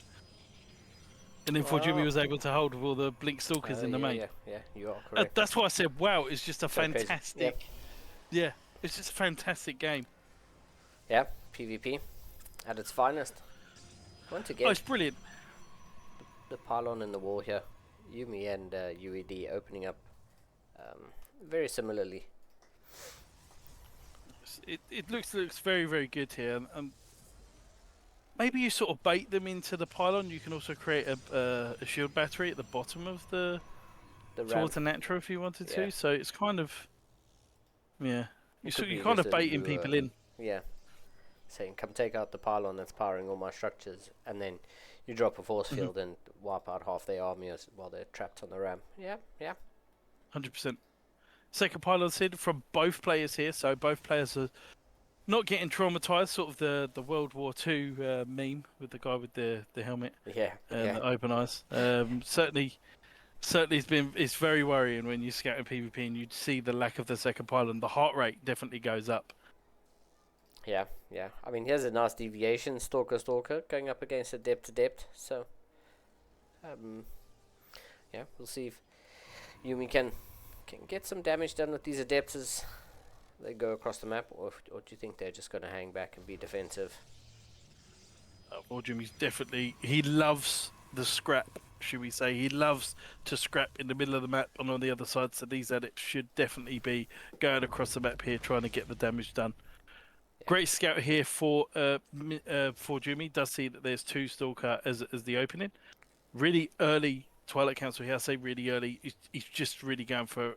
I mean, he could be going for a proxy. He is. Look at this. Is he just going to be going for DTs off the bat here? Or is he just going to go straight into Blink? Okay, so it looks to be maybe like a free gate Blink. if there's a proxy gateway here. Oh, it doesn't want to let him see. Oh. Huge no. here for Fujumi. Really clever, cancels his own pylon, and now he's going to do so much easy and free damage here. Middle's got to have his hands in his head of how could I make this error. Yeah, cancelling their pylon hurts, and right now 5 is going to be 6. No, 5 probes go down. Oh, I mean, Mindel now not in a good spot, down 8 workers. Yeah, 26 to 18 workers. I mean, in favour of for Jimmy, he literally takes this game and he goes further into the tournament. He's going to have a lot of units here, but these are Blink Stalkers. If Mindel is able to get the damage done here with enough Stalkers, he could actually just win this game. But the Stalkers are at home. Yeah, Stalkers are at home, and why do you think Mindel's... I guess Mindel just doesn't want to die. He is a bit more defensive than Yumi. But also he doesn't know whether this is a Stargate as well, because he opened up Double Adept. Double Adept, look at Mindel's vision. He doesn't know whether it's going to be a Stargate or not. So he can't move out until he's safe. Yeah, until he kind of knows what he's going up against, and that's just buying Yumi the time to get this Immortal online. It's about 60-70% of the way done, and there's another hallucinated Immortal at the front here. Yumi's sort of... He's just on another level. Yeah, he's certainly on another level here. He's played fantastic. Look how strong I am. I opened up with a quick robo. And now the real Immortals just popped out, and Mindel's going to look at this and say, what? You have 2 Immortals? Ooh, some good force fields. Oh, could have used a third one in there and shaved off quite a few Stalkers, but it is what it is. Mindel going to try just, soft contain Yumi here, but Yumi, let's not forget, Yumi is on that second base. He has already started mining there. It's up 10 workers at the moment, and Mindel kind of needs to get some damage done to get himself back into this game. Does have the mobility of the Blink Stalkers. It's going to be so hard. Great force fields here. Just really isolating these Stalkers, not allowing them to get the area of the arc. No positioning, basically. Fujumi's just completely holding this perfectly at the moment. There's really nothing Mindel can do. It almost feels very helpless at this stage. Yeah. Like, you have to feel kind of bad here for Mindel, because what Yumi's with these force fields are doing is they're baiting Mindel into using that blink to get those Stalkers out. So Mindel can't actually use those blinks exactly how he intends to use them. He's kind of forced to use them defensively to keep his units alive. But there's a lot of Stalkers in here. It's a lot. I think that's definitely enough for a one-shot potential. So yeah, Yumi has to be a little bit careful. Mindel's doing so well sniping units. Yeah. But if we ever look at the units lost, I mean, it doesn't really matter because there's so much resources on for Jumi's side, and he's just going to get more ahead and more ahead. There's just going to be a point of where Mindel's just like, yep, that's it for me. Yeah. He just picks straight onto the Immortal here. He could take out 2, but there's 3 Immortals shooting. Doesn't look fair at this stage with the shield batteries and the Stalkers and the Immortals, and Mindel taps out before Jumi progresses. Yeah, what a game number 2. I mean, it's just, PvP is just an amazing spectacle to watch. It just doesn't look fair sometimes. With these high-level games, you just miss the timing just from a couple of seconds and it is over. Yeah. There's nothing you can do because of the experience of both players. So was there a universe where Mindel could have won that? Correct, but those 2 adepts cannot get into the main base and do all that free damage. Yeah, for sure. That's that's just not something you can allow to happen. I mean, Yumi got that probe there to block that pylon. Eventually the probe gets taken out, pylon gets thrown down, and then the pylon gets cancelled again. Yeah, you just can't be losing 5 probes so early on in a PvP against someone at the caliber of Yumi. You just can't be. You can't let him get that edge over you. And then we just saw it there, like right at the end. Yumi just slowly cranking out those Immortals. Yumi just cranking out those Immortals and I guess getting the job done.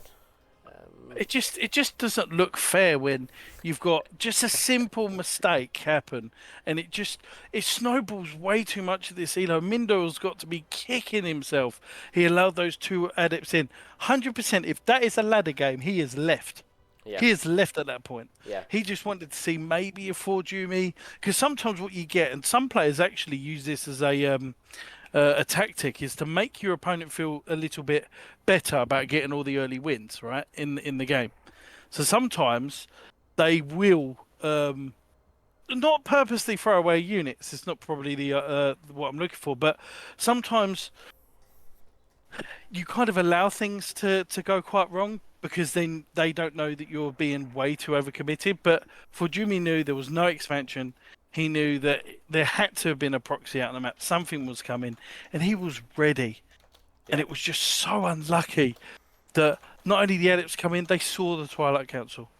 They saw the how much damage that he was able to do, and it just, at this level, you can't make mistakes like that, and they happen all the time, especially on ladder, 100%. So yeah, for sure. And I mean, that just shows you how much this PvP matchup is on a knife edge, and how sharp that knife edge is. Because I mean, just the knowledge is power in a game like StarCraft, and you can't be giving your opponent that knowledge, and just one tiny little slip up, you know, just can cost you the game. And like you said, if it was a ladder game, losing 5 probes, letting those adepts in to get your scout, you're either going to continue the game knowing you're going to lose and just using it as an experience, you know, as a way to get good at coming back from behind, or you're just going to leave and say, thanks, man, next game. GG. There's no point in continuing this one. And showing your opponent that respect to say, yeah, you're good enough to clear this one out. So what a great series that we've had so far. And also, this is now going to be PVZ, so it's going to be go, go, go, go, Joey, as I usually say. He's got go, go twice, but I normally say it 3 or 4 times.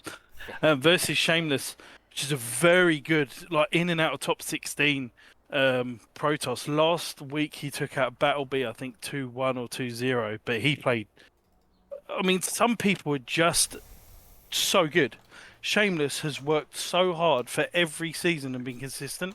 I remember playing him, I think, about a year ago. Completely different of a player a year takes it. So, absolutely fantastic effort from him. And beating some really, really good players on the way as well. So, it's going to be a PVZ. Let's have a look at how Shameless does this. Because Shameless is going to be the favoured one, I think, versus Go, Go, Go, Joey. It all does depend on how the momentum switches. In PVZ, it can feel quite helpless for Zerg, unless, of course, if you looked at EWC Cyril, which literally his heart doesn't move when it gets to the later stages of the game. Very, very difficult for a lot of Zergs. It seems to me the longer that the game goes on in PVZ, other Zergs, their heart rate gets higher. Cyril, he gets more of a dormant state. Almost like, meditating perhaps at the 30th minute of the game. It's fantastic to see. So I quite enjoyed that. I quite enjoyed the. We need to change servers.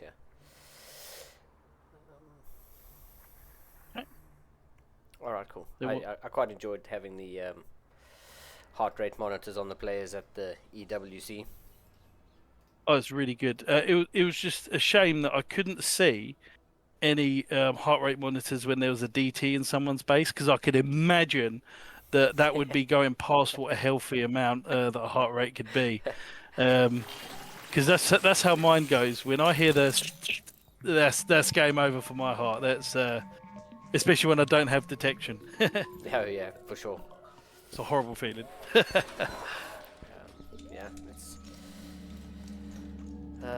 We're just gonna get this set up on NA. One of the players is from Hong Kong, so we can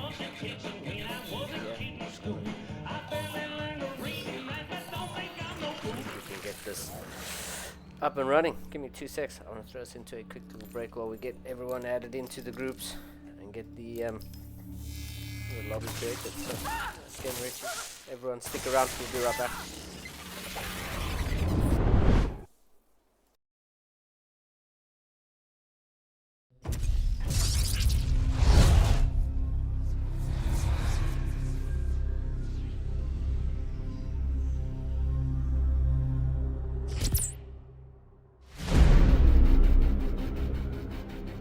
The swarm brought ruin to our world. Our proud people became refugees. And yet, they could not shatter our unity.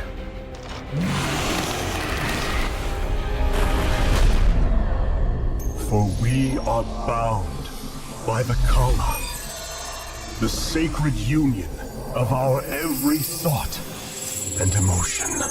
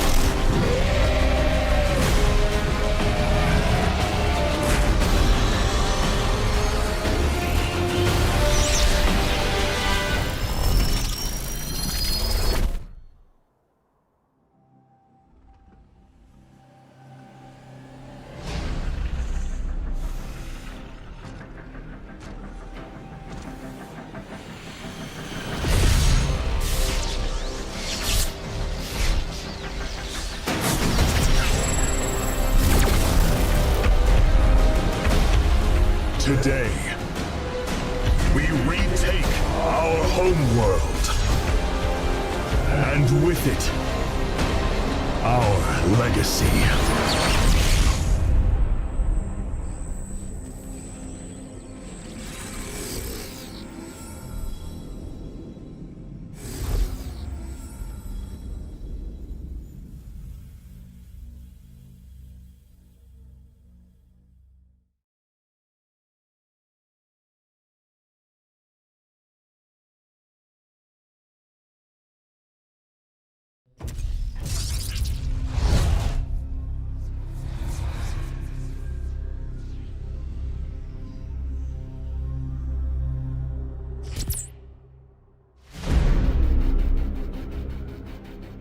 The swarm brought ruin to our world. Our proud people became refugees. And yet, they could not shatter our unity.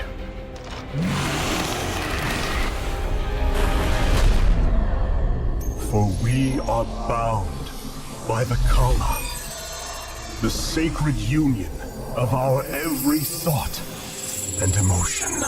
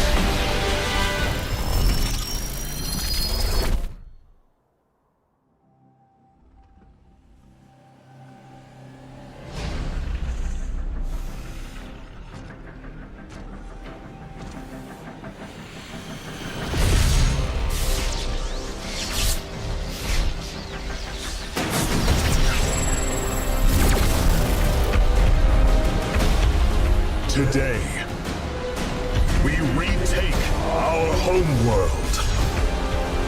And with it, our legacy.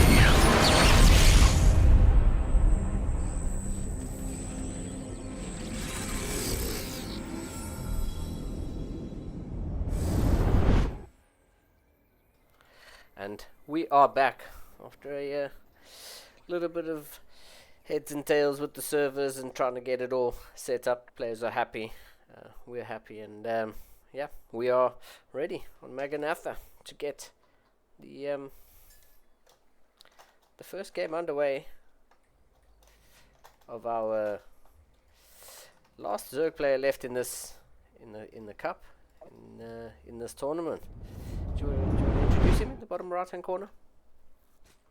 On the bottom right hand side, wearing the red super skinny trunks, because it's from Singapore and he's a mad lad. It is Go Joey. And his opponent in the top left hand corner. I've seen him once before, and we'll see if he can win this series and go on for a chance to win the lion's share of the prize. In the top left, the blue Protoss probes. Give it up for Letterlex. What's Letterlex's alternative name? Something with an S. I forgot. Not familiar with it. A lot of people refer to him as Alex. Okay. On the ladder, I think, in streams and things like that, from what I've seen. So, 5.5k player on EU versus a very formidable opponent here, Joey. I would think, it depending on how, I think Joey's pretty good at PVZ, ZVP. I don't know Letterlex's PVZ, but I certainly know his PVT is pretty good because we play against each other on the regular. So I don't really know. But interesting, Wolof here has got the pylon next to the gateway here. Let's have a look at whether it's going to be using that to help wall off. And he does have the cybernetics core. So it looks to be like a 1 hex gap in between the pylon and the cybernetics core. A little bit of a different wall off here. I think that's one. Is that 1 or 2 there? That looks quite big, quite large, that gap. Big. If you rotate the camera, it does look a little bit big. It's very interesting. That may be 1 hex there. I think it is 1 hex, but it's just sometimes these gaps look larger than they are, especially the diagonal ones. So Alex is doing pretty good in terms of, again, it's just a standard opener, 3 hatches here. Yeah. Delay one of the queens for that as well. Yeah, super fast third hatch chef out of Go Joey. Letterlex not gonna go down and have a look. Doesn't suspect it just yet. I mean, the no queen on the natural must be a dead giveaway. Yes, I mean, the most interesting part here is there's going to be no urgency from Alex to. I mean, he is going for a stalker after this as well, after a Stargate opening.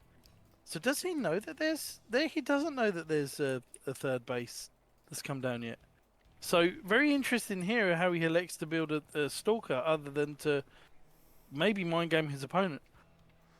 Yeah, and Go Joey getting away with this really fast third base. Now the step shows up and it's like, wait a second, this hatch is just finished. Wow, yep. Letterlex definitely getting caught out, but with not having that scout on the low ground. But yeah, we'll see if Go Joey can actually capitalize on having this this extra fast third hatchery, or if this is just going to be a nice springboard for a 2-base push.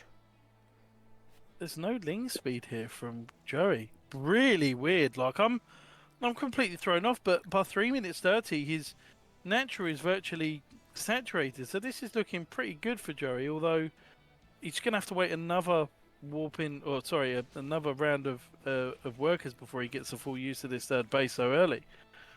Really interesting. Ling speed was so late. Yeah, ling speed started at 328 or 329, somewhere around there, and yeah, we'll see what Go Joey wants to do with this. He does see the Oracle. Well, Letterlex using that Oracle to get rid of the Overlord on this high ground pillar over here. So, Letterlex going to, yeah. It sees all the technology. Like you would normally put your pylon or your technology within the base, so then your opponent has to come in and scout. Right now, Alex is sort of like wanting him to see everything. Maybe some nerves, perhaps showing at the very early part of this, but. I think really, really good so far from both players. Go Joey seems to be in a much better position, I would say. It's certainly on Alex's radar to try and do some damage. As we do see a Warp Prism, an extra 3 gateways, and a Templar Archives on the way here. Yeah, yeah. I think Alex is just, or Little Alex is, just about to start to tech up and just get those production facilities online. We'll see if who's going to pull the trigger first. Go Joey. Taking some gases. Okay, so I was going to say, taking 4 extra gases, still producing 11 drones in production tab there for a moment. 5 more. Going to go up to 61 workers rather quickly here, but I mean, Little X is also saturating a 3rd base already. Go Joey, no 4th hatch. About to come down. Haha. I mean, what's the Warp Prism going to do? Because there isn't any units to benefit from any sort of charge or anything. Is he just trying to force units out? Oh, he's just going to be going for an Archon? A double Archon drop, I guess. Yeah, you're right. Oh, and it gets Wow, scouted. well, that's not good at all. If he's able to reduce these shields to virtually nothing here, so he's going to have to be very careful here. But there's so many queens. I believe there was like 3 queens that he was making at one time. Roaches are going to be out. 61 workers to 59. This is going to be great in terms of sort of harassing his opponent and being annoying. But there isn't really much else that's here. I mean, Alex is definitely going to have to. He's definitely going to have to lead this game somehow. There's not a lot of upgrades coming through. This roach is going to get absolutely annihilated. But then again, it's only just the one roach here. Great little micro here from Alex. As we do see some Zerglings across the map. Yeah. These Zerglings did have the revelation on them, so Little X was aware that this Zergling run bar was coming across the map. But yeah, this double Archon drop at the front. Doing a little bit of damage here and there, but being pushed away by Go Joey. Upgrades are very similar. It's just similar times here. He doesn't really want to lose these Zerglings here. Is he going for even more units? Is he roaches into a Spire here? So is it going to be roaches into Muta? Is it going to be roaches into Corruptor? Yeah. Well, yeah, that Spire's on the way. I guess we'll see what the tech of choice is going to be here out of Go Joey, but yeah, we'll see. This War Prism now rotating around, coming to around this 4th base location. He's going to be able to pick up. Okay. Picks off one of the drones, gets a kill on that extractor. So I mean, that's a little bit of a mistake there from Go Joey, but he's already starting to saturate the 4th, and there is a Ling here, just kind of waiting for the timing of Little X's 4th. So yeah. It looks like it's going to be a huge roach push here. I don't know what the Spire's for. If he's going into Mutilis from this, he needs a hell of a lot more economy. Needs a lot more gas here. Maybe he's going for Corruptors. Maybe he's been traumatized by a lot of carrier, Stargate switches into carrier perhaps. But right now, it's just nothing but roaches here. Is he just going to max out of roaches and go across the map? It certainly looks like it. Ooh. From this stage, just 5 more Overlords are on the way. +1 and roach speed just about to be finished. Yeah, +1 also finishes up here for Little X. So Little X is actually poised here in the middle of the map, looking to get a bit of aggression here. I like the addition of this observer here. Going to be cleaning up creep as he makes his way in towards between the 3rd and 4th base here. Oh, Go Joey, getting a few pickoffs here without too much of a fight there from Little X. There's so much roaches here. There's so many. It's gonna be practically insane here for Little X to do a lot of damage. But there needs to be a good concave here. Great Biles coming down to really move the units. As there's going to be Archons. Oh, it's going into the meat grinder here. But I think there's too many roaches here anyway. Yeah. Is he just going to absolutely wipe the army? Yep. Go Joey, and he's going to wild down the War Prism, so there's going to be no juggling of these Immortals, no reinforcements at all. Go Joey just saying, well, I'm going to go, and absolutely just wipes the floor with that army. That didn't look close at all. I mean, that early 3rd transpiring into so much resources very early on, and now just completely pole voted him into a game-winning position where he didn't even saturate his 4th anywhere near where he could have done, and he just basically maxed out Roach Ravager at +1. Yeah. GG. Gets cool. Very simple game there. Yeah, extremely simple. I was wondering why Go Joe was taking his time going across the map there. I thought he would just max out on some Zerglings and go right across the map straight away. And Yeah, I guess just like you said, roach speed +1, and that's kind of how you get it done. You know that. Big shout out to Goblin as well. Goblin StarCraft 2. Fantastic Protoss player from Europe, raiding the stream, so thank you very much, sir. Thank you, and welcome to all of Goblin's viewers. Yeah, welcome to Cup. We got Letterlex going up against Go Joey. What a series we have here. First game going to Go Joey, and Go Joey is the last remaining Zerg.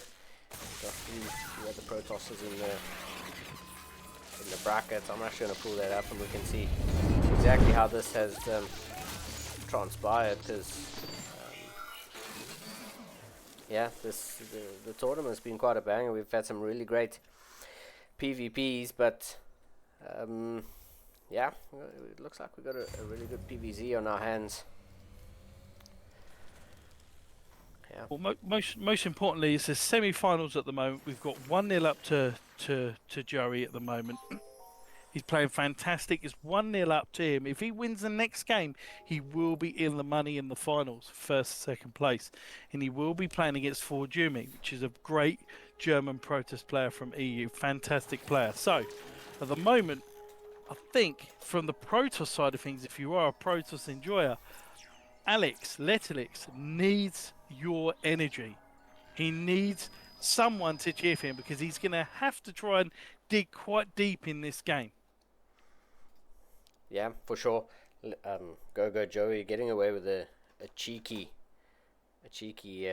third hatch in that game number 1. And we'll see if Letterlex is going to catch on to that in this game number 2. In the top left hand corner, for Hype 1, give it up for the Red Zerg player. It's Go Joey. It's up 1-0, man. Wow, what a game. And on the bottom right hand side, representing all the European Protosses out there currently at the moment, wanting to stay in this tournament, trailing 1-0. It is, in the blue trunks, Letterlix. Yeah. Really, really cool is, I really hope that in the last game there was a lot of harassment, there was a lot of things that I think that there wasn't a lot of scalable potential there. Probably from a normal game. But Joey was cheeky, as you said. So let's see whether Alex is able to stop that cheekiness from this Zerg player. Because again, in different regions, there's different kind of metas or standards or things that people like to do. Certainly, I think in Go Joey's region, they love a lot of the Overlord. They love a very, very tricky openers here. But doesn't look like he's throwing the sink and the whole of the worktop at his opponent yet. He's going to be opening up very, very standard, focusing really on economy with that hatchery first.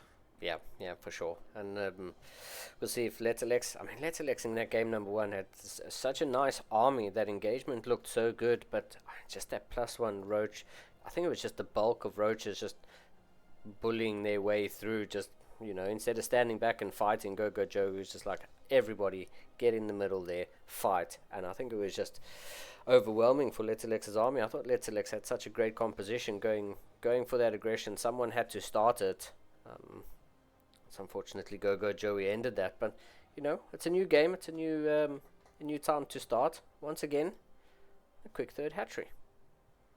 It's really, really interesting. Yeah. We doesn't see the hatchery actually moving here, Letterlex. So, I mean, it's a very small thing. Surely he's going to be doing the same thing. I don't think he knows about this third base again, because the hatchery does a little bit of a wiggle when it's creating the queen, and you can see it from sort of near the I guess the teeth or the grooves of the hatchery just moving there. But he does see the early third. Now this is different information to what he's got before. Yeah. I like this from Letterlex, just adapting to his opponent.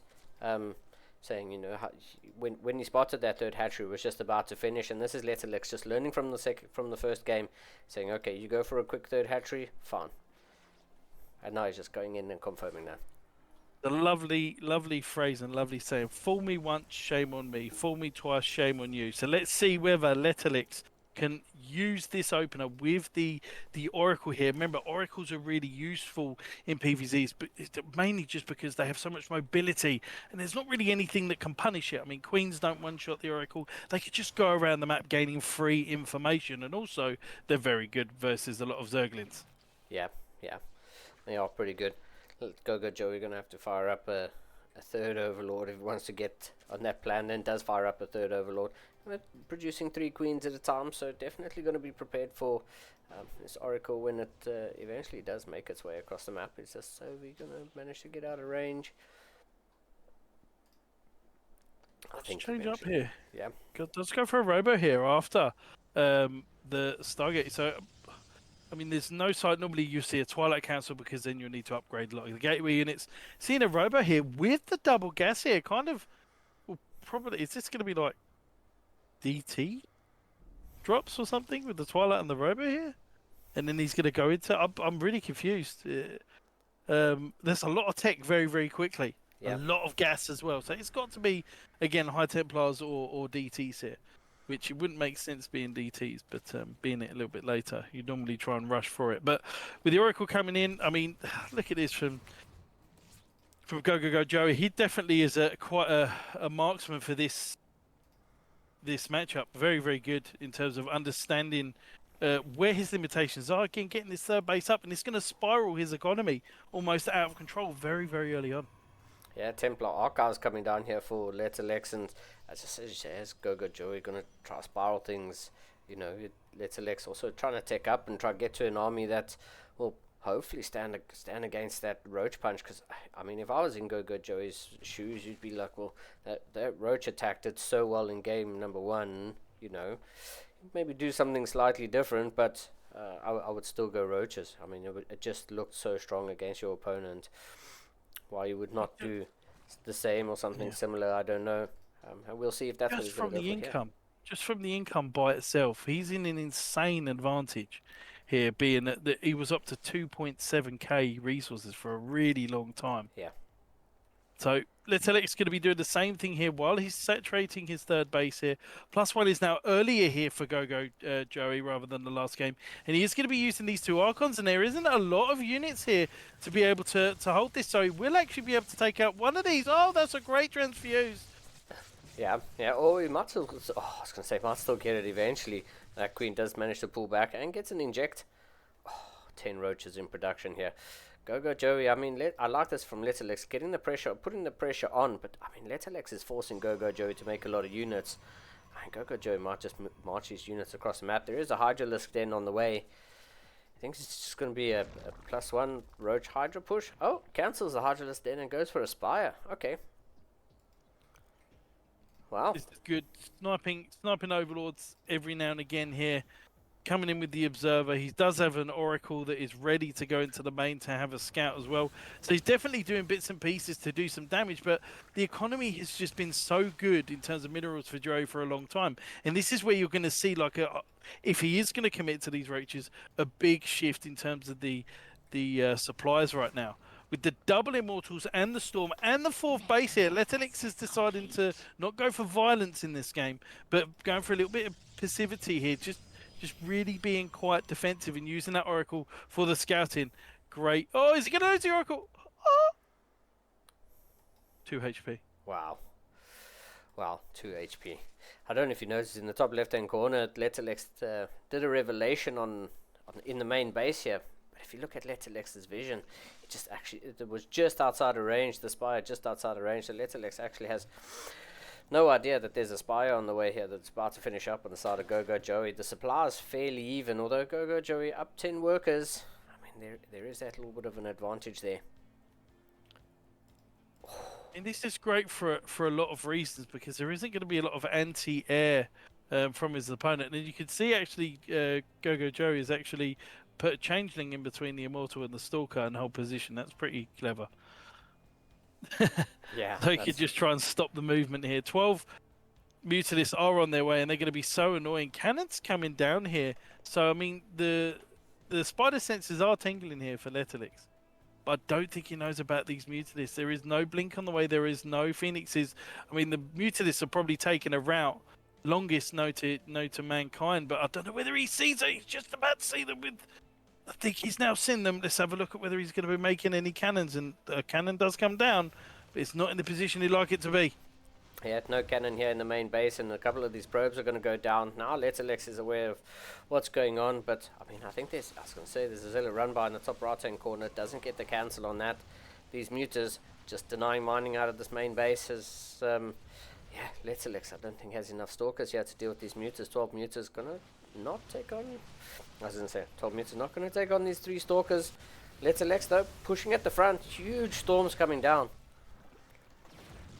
Wow. I mean, this is great here for Joey, but Immortals are very good. They will take. Oh, look at these storms! The British weather absolutely controlling where Joey must stand here. Oh my lord! But is it enough? Huge storms. Ooh. Oh man, the Corrosive Bars managing to pick off one of those Immortals. There's 3 full health Immortals here. I wouldn't mind the War Prism just coming here to juggle these Immortals a little bit. Spine Crawler though, putting in a huge amount of work. 13 roaches in the production tab. Does Letterlex have enough to get this done? I don't think he's...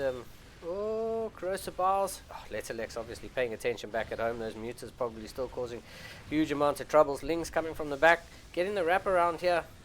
Is this going to be enough? I think Go-Go Joey's got enough. He's going to pick up there. The Immortal finally starts to do a little bit of War Prism micro. Oh, wow. Oh, that was so crazy. That Solo Corruptor. I looked at the Solo Corruptor on the production tab and I was like, was that a misclick? But that Solo Corruptor coming in clutch, getting rid of that Immortal. And that's going to be it. Game number 2 goes the way of Go-Go Joey once again. Fantastic. He's the last Zerg player in the tournament, and now he's going to be going up to play against the formidable Jimmy. Yeah, I mean, what a series we're going to have on our hand as ZVP. We were saying that we might get a PvP final. There's a strong chance of us getting a PvP final, but just the way Joe played it was really, really good. There wasn't really an answer early game for that. He kind of had to, this is Letterlex, try to be a little bit more aggressive or do something that would stop that scaling power of that third. Yeah. It's very, very difficult. Very, very difficult once you let that third base come down very, very early. Yeah. I mean, any early aggression, there was no link speed. But Joey, even though a lot of different level of players would think that that's quite weird, like you'd always not want to miss link speed. You know you want to make sure that you're getting upgrades on time. Without that, I mean he's in trouble for any early aggression. So Joey risking it for the biscuit just for the later game advantage. Yeah, for sure. I mean, yeah, and I've kind of paid off in both games, going for that early hatch and just going for the Roach push, Roach Ravager. I thought, Letterlex had a good push going up there. The Muters obviously caught him off guard, and he was very, very much committed to the aggression. And for a second there, I thought, Letterlex is going to break this. He's going to push in and start to get in between the rally points, but I think he thinks that me and him are playing. For Jimmy's not in the party. Yeah. So, yeah, you may want to just message Joey just to see. I think it has to be on Central, doesn't it? If he's from Hong Kong. Yeah. I can jump over to EU just to let Jimmy know if you want me to. Yes, please.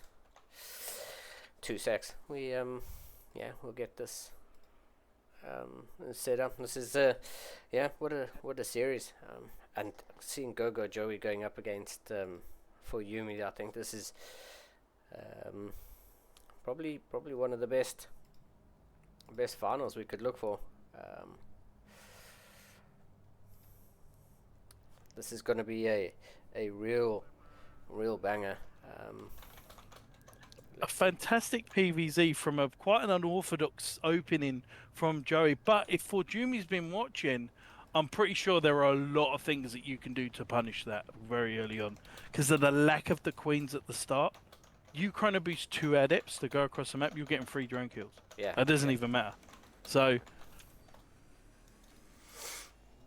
it's just having that confidence to know it's just played the player really in that aspect, probably without even knowing. In all honesty, I'm trying to log in here and for some reason it won't let me on EU. Let me know if Jumi comes on to. I shall.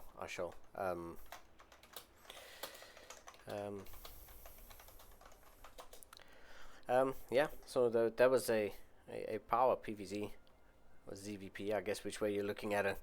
I'm gonna get another one here. Yumi though is a whole different beast though, and I think between the two of them we're gonna get we're gonna get a final for the ages.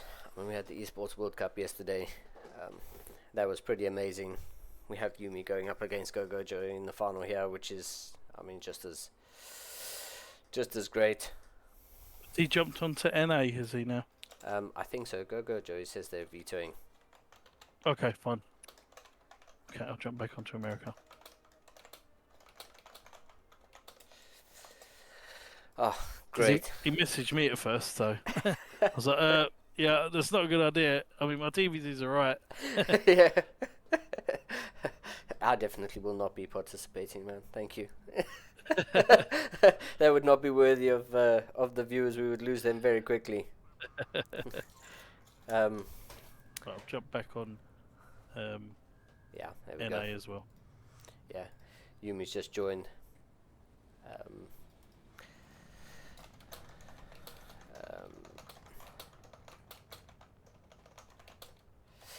Actually, do you want to give a shout out to Ladder Legends? In the meantime, while we wait. What's going to be just before the finals as we hype this up, but this tournament has been sponsored, and certainly the prize pool has been increased by Ladder Legends.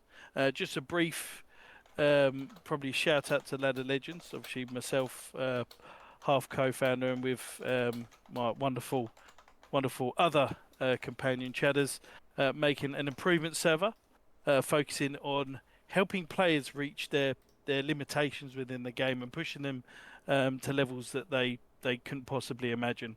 So we've got a good list of coaches, fantastic utilities within the server to be utilised, like VODs on demand. You've got Ask a Coach, some various different questions. So say you don't know how to mind drop properly, what is the build order for that? There'll be loads of people on hand to be able to help out. And also, we'll be participating and helping out with external tournaments like these ones and creating our own as well. So you're actively, if you're helping grow Ladder Legends, you're helping grow CSO, you're helping grow a lot of these external tournaments as well, because we'll be actively funding these as well. Yeah, it's amazing what you guys are doing, and yeah, we appreciate having you guys here along for the ride, man. It's great to have some guys like you being active, trying to grow the community, trying to help people get good, and I mean that's what we're all here for. We're here for the GGs, the good luck, have fun, and yeah. We just want people that when there's a lot of demand online for people that need help and need updated information, updated guides and builds, and we believe we're the answer. So I'm just so excited. I mean, we're going live at the end of this month, and it's just going to be such a great community and an improvement spirit. I don't think that there are a lot of other Discords will be able to compete with the likes of that. I really do. I really am excited, England. I'm not going to lie. Yeah, that's great. I mean, wait. So it's currently in the beta and it goes live on the 1st of August. Am I right, Nat? Yes. So we did have a beta test, which was fantastic. Took a lot of feedback on, which was really, really good, and stress tested the system itself. At the moment, it looks fantastic, and I'm really, really excited to be able to show the StarCraft community what we've done. Yeah, it's amazing. I'm sure someone in the chat will be able to drop a link and get you guys some more followers, some more people joining, as we finally have our game loaded up. This is Go. This is the first of a possible 5, as we have in the bottom right hand corner of Incorporeal. the red Zerg player. Once again, give it up for Go Joey. He looked so clinical on that last PVZ. He did fantastic, but he's against an absolute mammoth of a German Protoss player wearing the blue flip-flops, because we're going through each sort of apparel or clothing clothing item here. We have from Kirktown, even though it's Dave Tester's clan, it is from Streamer Zone for Jimmy. I really do think that for Jimmy will give a different aspect in this game. Now, will Joey do the same thing that he did last game? Maybe he believes he's got the secret sauce to PvZ. But if I know for Jimmy, and I know for Jimmy quite well, playing him on ladder and seeing him on his streams, he's very aggressive. He's a very momentum-based player. Yeah, very, very momentum-based player.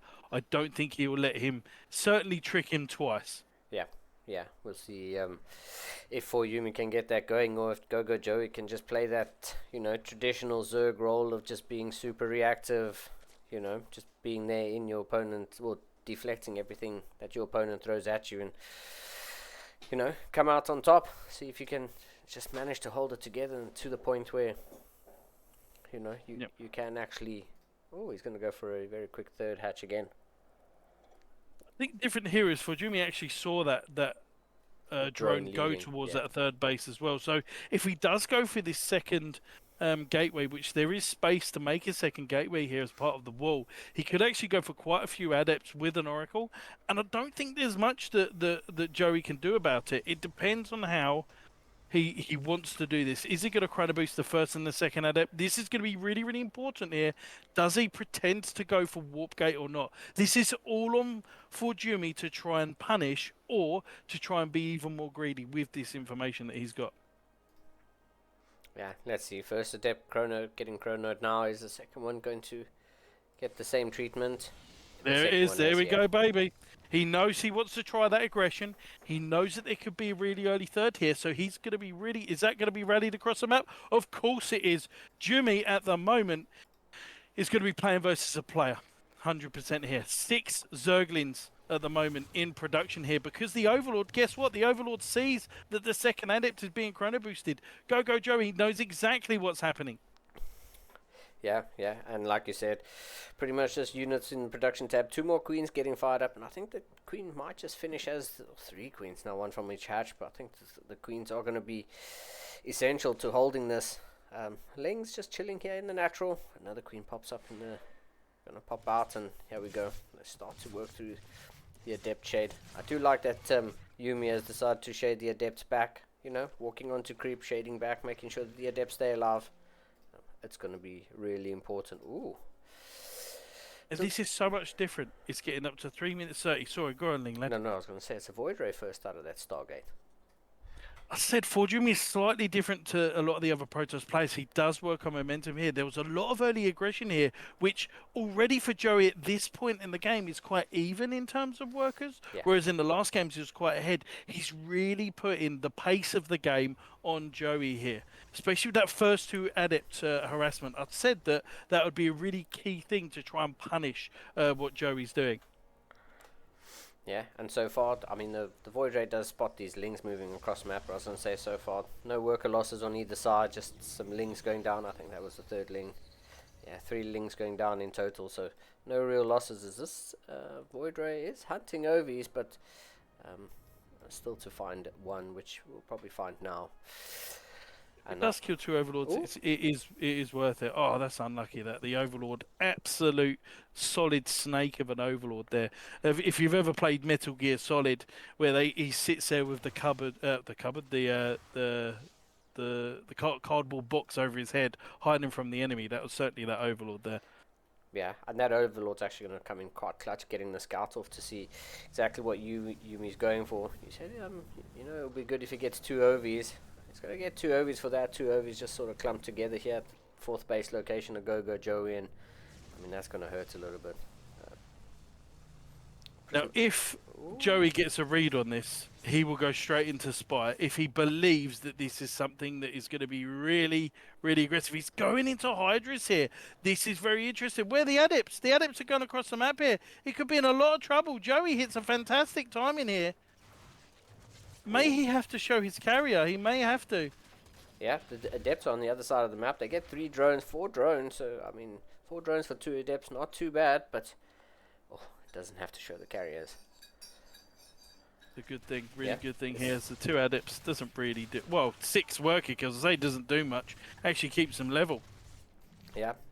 I was a good harass there out of Yumi. Yumi at least getting some value here. I mean, look at this Void. The Void Ray's done so much damage to this Hatchery. This Hatchery's going to be roughly around half health when it finishes up. Huge Ling run bar coming into the 3rd base here. Oh, is going to force the recall. Yeah, recall of the Void Ray. Void Ray has to come home to keep that 3rd base. And he still doesn't know. Yeah. He's hiding this so well. He's becoming a salesman right now. Forjumi's selling him the dream. He's like, guess what, buddy? I've got nothing. He must think that there's something there. Joey must try. Look, and now he's making the Overseer in the natural, trying to scout the main base here. This is a very important scout here for Joey. He needs to see this. Yeah, the sooner Joey sees this, the better. But here we go. Overseers coming in, but those carriers, they're already on their way. They're about 1/3 of the way across the map. Here we go. Now the scout comes in. Go Joey. I mean, he has been making Hydralist production. 7 more in the production tab. How many do we have right now? 7 on the field. So he knows that carriers are on the way. Carriers have taken out the Ling. That was pretty much at the watchtower. But here we go. Huge Ling run bar coming in. Going to take out a couple of these Zealots. Where are the Hydras? Hydras are moving across the map. I don't know if that's the right call. Oh, everyone on a little bit of a move command. Carriers and Hydras. Here we go. Queens are going to try to do a little bit of a defense here. One of the Queens gets taken out, but go Joey. Pulling the trigger on the other side. There's a lot of units here. I mean, Forjumi's going to lose all of this 3rd base and this mining if he doesn't watch out here. But he does have 1 carrier in the dream here. He's going to be able to warp in a lot of units. There's so much damage coming over the other side of the map, but there's also damage to Forjumi's work account, to Forjumi's income as well. So it's going to be 2 base versus 3. Yeah, both players just committing to the other side. There's 3 carriers that are now moving up into the main, and I think Go Joey might be in a little bit of trouble. Spire's almost done, but it's not yet. I mean, there's 1 Spore Crawler in each mineral line, and yeah, that Spore Crawler is going to put up a little bit of a fight, but not too much. Yeah, Go Joey committing to the other side. Double carrier here defensively. Oh, and a Tempest. Going to be so much damage going to be done here. If he's able to kill all of the workers in this natural as well, I mean, Joey's supply is just going further down. 18, 19, almost 20 workers now coming down here. Forjumi's now completely turning this game on its head. I mean, what have you got to deal with the carriers? Absolutely nothing. That's a mothership core is starting. What's going on? Yeah. I mean, these Hydras come back eventually, and I mean, they're going to slowly start to work through this, but the Spire's getting targeted down here by Yumi. Yumi going to be able to take out more workers here. Hydralisks are just fighting these interceptors at the moment as more units go down. Okay, Corruptors do eventually pop up, and they're going to get 1 carrier. Oh, a few shots on the Hydralisks, but the amount of damage that Yumi has done, Yumi's in a much stronger position here than Go Joey.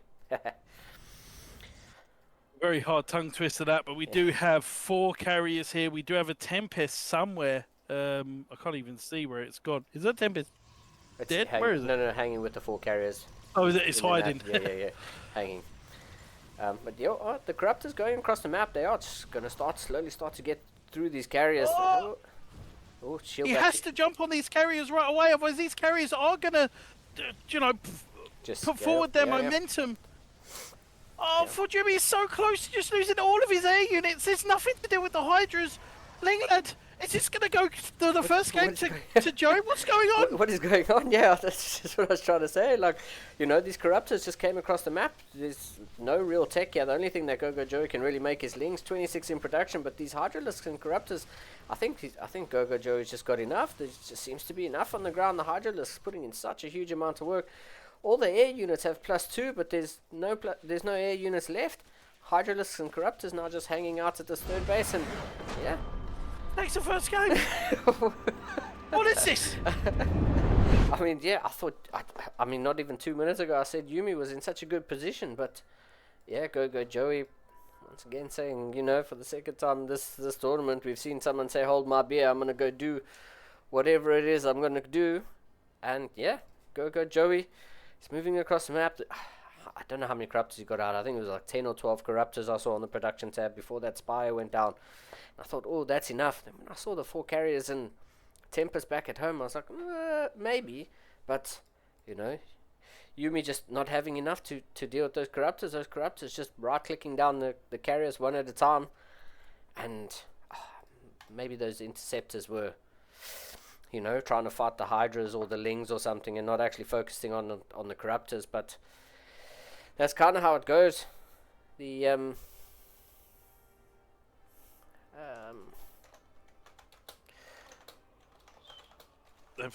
all I can say is, yeah. All I can say is, Ned, that last game was absolutely insane. Absolutely insane. That last game, the shield batteries weren't done in time. Fujimi just about got his army together and had 3 or 4 carriers with a Tempest, but there were so many corruptors, so much ground units that the Lings and the Hydras, anything that was left was just being run over. And Joey now is leading 1-0. Yeah. A best of 5, I believe this is. So he's only got 2 more games and he's won. This is insane. There's got to be a cheese game. Now I'm calling it. This next game's a cheese. But Fujimi played absolutely fantastic in that last game. He did everything to start the snowball. It was just with the carriers pushing out, killing the 4th, not defending his 3rd. It was great decision making from Joey. But Joey was like, you know what, buddy? Yeah. If you're going to kind of base trade here, let's go for it. Yeah. So they say don't base trade a Terran, don't base trade Go Joey. I think that should be the news zone. Yeah, for sure. And I mean, how lucky for Go Joey? I say lucky, but how Go Joey wasn't sure what he was going up against. I mean, it was a Void Ray first, but are you gonna double down on your opponent going, into Sky Toss and making all of the Hydras instead of going for Roaches or something? Go Joey. In the bottom right of Maganatha, going for Hydras in game number 1, and that just seems to have been the right call. In the bottom right, up 1-0. Give it up. Good stuff. And in the top left-hand side, trailing 1-0 behind at the moment, he needs to try and dig deep and figure out exactly how to snowball these games because Joey has a formidable early game strategy here. This is from Streamer Zone for Jimmy. Yeah, what a game number 1, and like I said, this was going to be great it was going to be a great final, and I mean if game number 1 was anything to go by, everyone buckle up because this is going to be a real banger. Oh, it is, and it's a very, very large map as well, which actually does kind of favour the Zerg at certain parts of the game because they're able to at least get their bases up, well saturated. We do see a gas before the gateway here, so let's see where that's going to go. Getting that early gas here, is he going to be going into perhaps a really early Stargate? I really want to see what he does with this early gas here that he's been able to mine. Yeah, I mean, what would you normally use for this gas? Would you go for a quick Twilight? Is that something you go? Well, you don't need a lot of gas for that though, so it's kind of like it has to be some sort of a Stargate opener, I'd assume, because he's going to have so much gas. Maybe go Stalker and a Stargate? Perhaps just to give because normally if you see anything other than an Adept, you kind of assume that it's a Robo or a Twilight because a Stalker costs 50 gas and a Sentry costs 100 gas. Yeah. If you see an Adept, it kind of can mean all 3, but most likely it's the Stargate if you see the lack of the Warp Gate at the front. So, is this going to be a bit of a mind game? Like, is it going to be Stalker? I don't know. I have no. Can it even be a Sentry? So it's going to be an Adept, and it's going to be a Stargate. Yeah. That's it. Yeah, that's it. What do you do now on the side of Go Joey? Because you know that Yumi hasn't scouted at all. Yumi has absolutely no vision on the other side of the map. I mean, Yumi probably has a good assumption that Go Joey's going to go for a fast 3rd hatchery, but in Go Joey's seat, you know that your opponent doesn't know what you're up to. Has no vision on your side of the map, and What do you go for? Do you go for some aggression and punish your opponent for not scouting, or do you just play out? Because Gogo Joe played that game really well, not having the full information and still making the right call. He must be feeling very good going in here into game number 2. I really like the approach that Forjumi had in the last game. I feel that if he played standard, I think he would be even in a better position there. Yeah. But right now, again, he's going for this Void Ray. Again, he's going for extra adepts. So it looks like he's just going to keep making the adepts here.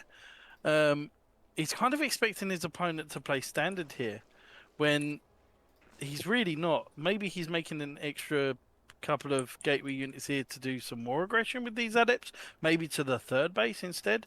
But going for this Void Ray here, unless he switches straight up into a Twilight, Yeah. I can't really see. What? Yeah, I don't know. I'm not entirely sure, because this is open to a lot of things. Another gateway comes down. It's probably going to be a Twilight. If this isn't a Twilight, he's mind gaming us and the opponent here. I mean, yeah, I guess Yumi feels kind of safe with that Void Ray to go for a third base at this time, hoping to get some sort of tech. Okay, it's going to be an Oracle out of the Stargate. That's going to be the... Yes. With this as well. So this could still be Stargate. It's got to be like early High Templar. Surely. Yeah. All right, Robo comes down. Is it going Colossus? What is going on here? No idea. The only thing I know is +1 and Ling Speed are on the way for Gogo Joe, who I think is probably going to make a whole round of Lings and look to get some damage done on the other side. Maybe deny that third base. Scouting Ling on the bottom left-hand side picks up these adepts moving across the map. So, yeah, the Gogo Joey in an okay-ish position. Leo on the way, +1 Lings. So we'll see as these triple adepts come into the natural. Or they're heading to the main. They head to the main and they decide they're going to cancel the shade. They do manage to pick off a couple of creep tumors, and that's going to be really important, I think, as this game goes on. If we get into like the sort of late mid-game type, denying this creep for Yumi is actually going to be really important, because yeah, there's a robotics support bay, or the robotics bay on the way for Yumi. That's crazy. I think even with map hacks, I could only just figure out roughly what he's doing. Whilst playing against him, I'd have absolutely no idea. This is pretty insane. Oh, the wall is open. Oh. Yeah, manages to close that. A critical mistake. Yeah, manages to close that door just in time. Stop this Ling run by coming in here. Oracle just hovering around this fourth base. Yeah, neither player being super aggressive at the moment, but yeah, Gogo Joey in an okay position. Roach Warren coming online, so I think Gogo Joey is just not sure exactly what Yumi's up to, and is building a Roach Warren just to be a little bit, or to have that ability to just build some tanky units to help the defense. But infestation pit on the way. Do you think he's going to go for a quick hive here? I mean, it's not super quick, but you know, that's going to be... Yeah. Could well do that. He's obviously looking to tech up. In terms of his upgrades, he's only got +1. He's probably looking to go very aggressive here, but you can see that there's no glaives on these adepts here, and they're just really doing damage. 3 workers going down here with the best knowledge really just to kill a couple of these Zerglings. So we're going up to sort of 4 bases here from the Zerg player, but actually much later than in other games. And Forjumi's doing a lot. So he's doing a really good job at like harassing and keeping Joey really busy. Yeah. And at the moment, he's either going to go for a really big 3-base attack or slowly go into a 4th here, because it's going to be only a matter of time where the scaling side of it is going to be pretty difficult here. But Gogo Joey, he's just not getting anything done here with these Lings. Yeah, nothing at all. And I quite like the stasis ward here at the top of the ramp leading up into the 3rd base. So even if Gogo Joey came in with a huge Ling run by, then that stasis ward's going to trigger. And yeah, Gogo Joey, whole bunch of roaches, +2 and roach speed, +2 melee and roach speed on the way. So Gogo Joey is saying, I haven't done enough in this game. He's definitely doesn't want to let the Protoss get too far ahead and scale too well. Oh, a couple sentries. Okay, they're not going to get picked off as Gogo Joey pushing up the ramp with a whole bunch of roaches, looking to just hop on this army here. Lings do get us around on the back end of these stalkers. Roaches, oh. Oof. Not going to really do much now that the Colossus have come out of absolutely nowhere. Yeah. And he's now going to push this army back. What is he going to do after the Cup of the Colossus here? Is he going to continue make Colossi? And is he going to try? Is he going to keep going with this? Oh, this is very scary. Okay. Yeah, triple Colossus with a couple Immortals in here. Second one on the production tab. It's going to be quadruple Colossus, I beg your pardon, with extended thermal lance. So, and Blink. Yumi's just going for a power ground army here. And I don't know if Go-Go Joey's going to be able to hold this. 13 Roaches and 8 Ravagers in the production tab. So, yeah, Go-Go Joey does go for that hive. Okay, so... Look, Fujumi's army gets better and better over a period of time, and he does need to defend a lot of these like tier 1.5 army here with the Roaches and the Ravagers. Yeah. He needs to be able to hold these attacks here. 145 to 190 supply in favour of Joey.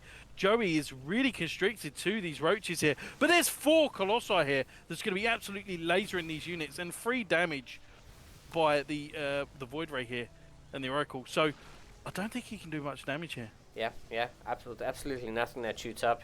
Hoping for Corrosive Biles to come down and do something. I mean, Go-Go Joey's denied this 4th base from coming up, but I mean, this army out of Yumi, even though the army supplies aren't in his favor, this army from Yumi definitely going to pack huge punch here.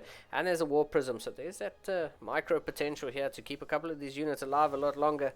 Great revelation keeping track on this army of Go-Go Joey's. I don't know about this. Oh, the Colossi.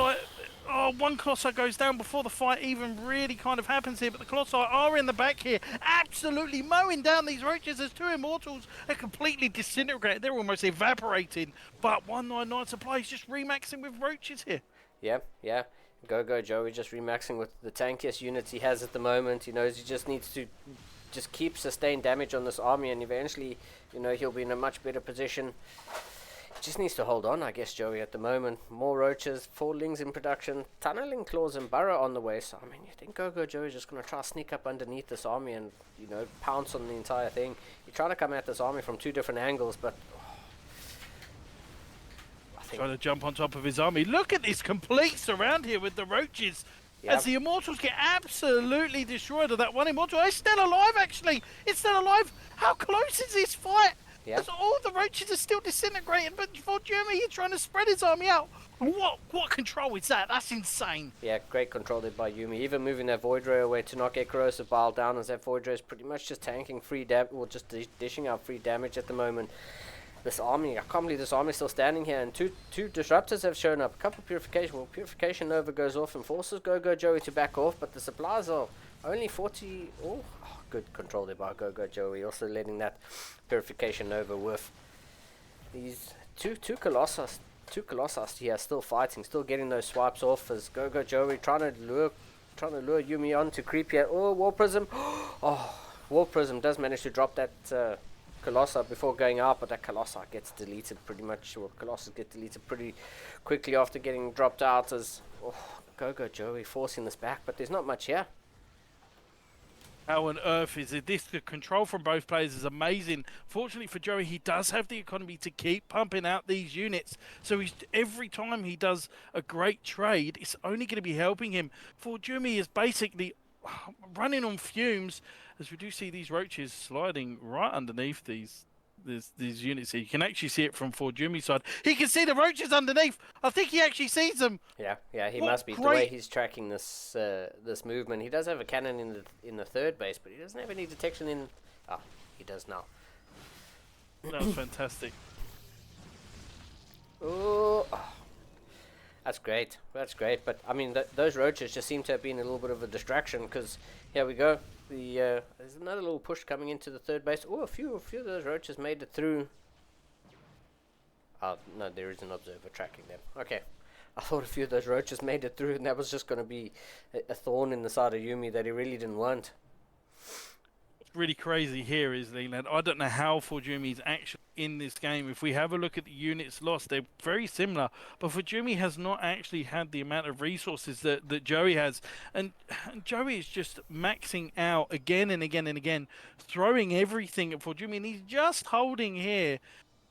A fourth base is coming down now, but I mean, at what cost? There's both players going insane on the APMs at the moment. I can imagine for Jumi's heart rate is probably resting at probably going up and down, probably not at a healthy amount. Yeah, yeah. A misplace of that Nexus as well cost him 100 minerals, but yeah, you know, Yumi's still in the game. Go Joey maxed out, and we'll start to build a bank. But just look at the upgrades on the production tab. Starstorm about to finish now. +3 ground weapons for +3 ground for Yumi, and +3 melee, and +2 missiles.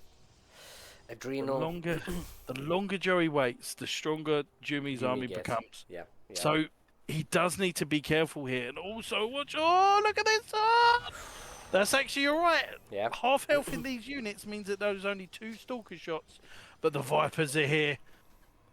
Yeah, Vipers being here is definitely something that Go Joey needs to take this engagement. Those disruptors are going to be quite critical. Purification overs. Oh, okay, so he gets the harpoons, one of these immortals. But, oh man, the storms are just so brutal. Yeah, Storm finishing up just in time for this engagement as, Corrosive Bile coming down. Vipers moving a bit forward. They are going to start to harpoon a couple of these disruptors in, but one disruptor gets taken out. But this army out of Go Joey is starting to get whittled down. There's not much here in defense. Most of his supplies, I think, is in production. And he's holding. Yeah. Jimmy just pushes it back once again with hardly half of the army supply. But he's got to watch out here, because if he keeps pushing across the map, he's going to be even in more trouble. But we said that last time, and he still did so well. Yeah. I think Yumi lost most of his High Templar there. I think he's only got one left. Is it warped in more? He's only got one High Templar, so there's going to be no storms for the... That's a smart move there by Yumi, just closing an avenue of attack there, making sure that he only has to defend one location here. Go Joey having a look and saying, oh, okay, so you've closed that. But yeah, Go Joey now, I think most of his army is just Lynx. Yeah, most of his army is Lynx. There's 25 Roaches. He still has 3 Vipers, but those probably just hatched and don't have as much energy as they need to have. Linglad, he's got +3, so these Archons are going to do damage. Yeah. Or as what we say in the UK, damage, especially at this stage of the game, which is insane. 186 supply to 130. Joey's trying to find a gap here, and he's trying to get around these units. Yep. Great storms coming down. Great split from Go Joey. This Stalker's being blinked in. He's jumping on the courses. He's trying his hardest. Is this enough? GG will play to Joey. Takes a second game. What an absolute monster. Yeah, Go Joey just seems to have that killer instinct there. Yumi with a great hold there, but Go Joey just, I think, having the bank and having the ability to remax after that engagement. Yumi pushed him back so well in that push, but Go Joey, I think the strength of Zerg just being able to remax and go again, just showing how strong Zerg can be. But I mean, Yumi, like you said, Yumi had +3. He was in a good position to defend that, but Go Joey, I don't know. Go Joey getting the job done, and he's currently on match point. I mean, there has to be some sort of all-in on 2 bases we have to be reverting to now, because Joey's just absolutely taking the biscuit in this greediness at the start with the late Zergling speed. We need a dirty build order. Yeah. Tokamak, a big map, but yeah. Yumi's gonna have to bring something to the table to keep his tournament hopes alive. Go Joey's an absolute monster, but scary. Actually scary how what he's doing with Lings and Roaches and the amount of early game advantage that he has just simply from his opener. There has to be something that for Jimmy sits down and goes, right, now is enough. I'm going to go for the Marjorie build and 2 bases, which is a lot of zealots with maybe 2 immortals. Or he needs to do something, because what he's done is not working, but he's been so close. Yeah, he has been so close, and I think Yumi must think, okay, wait, so my opponent is this person in the top right hand corner, Go Joey. He's probably going to go for a fast third hatchery. And how do we punish that fast third base? I think Yumi has to do something to punish that. But let's introduce our players in the top right. Up 2-0, not match point. It's Ritsu, go Joey. On the bottom left-hand side, behind 2-0. I mean, if it's now or never to reverse sweep, now's the time for Jimmy from Stream Zone in the blue trucks. What's insane is how this is how early this hatchery's coming down. And many people may say, "Oh, that's standard where we're from," and that's fine. But in EU, there isn't so common, especially around under 6k level, which is where around 4Jimmy play. Well, in fact, 4Jimmy is 6k, so he'll play everyone that's on the ladder. But it is quite unorthodox the way he's going for this really, really early third base, and he's not able to punish it. So Joey, he's abusing that knowledge at the moment. I think if 4Jimmy looks back at this game, I think he would see there's a number of build orders that he could possibly do. Yeah, for sure. I'm waiting for this third drone to start heading down here. Yumi scouts this time, so I mean that he's aware that actually Go Joey not going for the fast third hatch. Normally the fast third hatch comes down about 147, 150. And that looks like it's going to be a change here. So basically, if 4Jimmy does go overly aggressive here, Ling speed is going to be finished at the right time. This could actually be a masterclass of a game here from Joey, because 4Jimmy's getting used to the pace of the game from Joey, and he's trying to cut corners in each one of his games because of the fact of how greedy he's being. But at the moment, let's have a look at where the Ling speed is actually on time, and it is going to be on time here. So this is absolutely on purpose here for Joey. Is he going to be doing some sort of a Ling time in here? Now, this is more of a normal game here from 4Jimmy. So 4Jimmy's used to this now.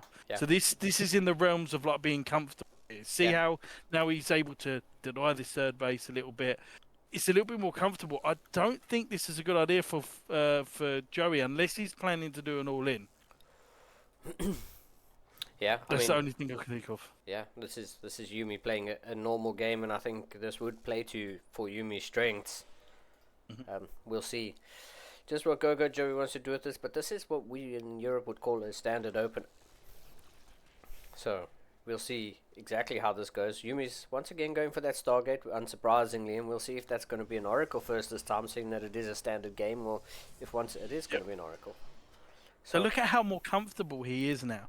Now, Joey's not going to be able to outscale as fast as he is before, and he's going for the extra 2 queens as well. So he's expecting something more aggressive here from 4Jimmy. So Joey's actually opening up as if 4Jimmy's going to be so aggressive in this last game as if he's got nothing to lose. But that discipline from 4Jimmy here of just continually opening up the same way is actually going to help him throughout the game here, which is really, really good, because once you get used to how someone plays and they switch up things up like this, the timings get a little bit different, so you can get caught off quite easily. Yeah, for sure. And yeah, I quite like how this is panning out for a game 3. Lings are going to come in, but the third base comes down. Had a good time for Yumi. Oh, look at that control out of Go Joey. Building this ball, keeping that drone alive, but that drone, low HP, is going to pop to the natural. Yeah. Yumi gets the kill and gets a second drone. A lot of HP. That's brilliant. Now we see 4Jimmy. You see how different the game is now. It's a lot different than what it was in the last game, because already this third base would be practically droned up by now. But now it's a little bit less scaled. We do have the Void Ray coming out. We have the third base. 2 extra gases coming down. So again, he could go for the extra Stargate here.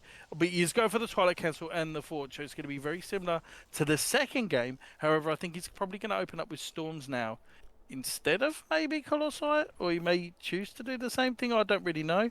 Again, this is a scenario where with this Twilight Council, whatever comes next is going to set the scene here. Yeah, for sure. For sure. And, Go Joey kind of just playing a standard game.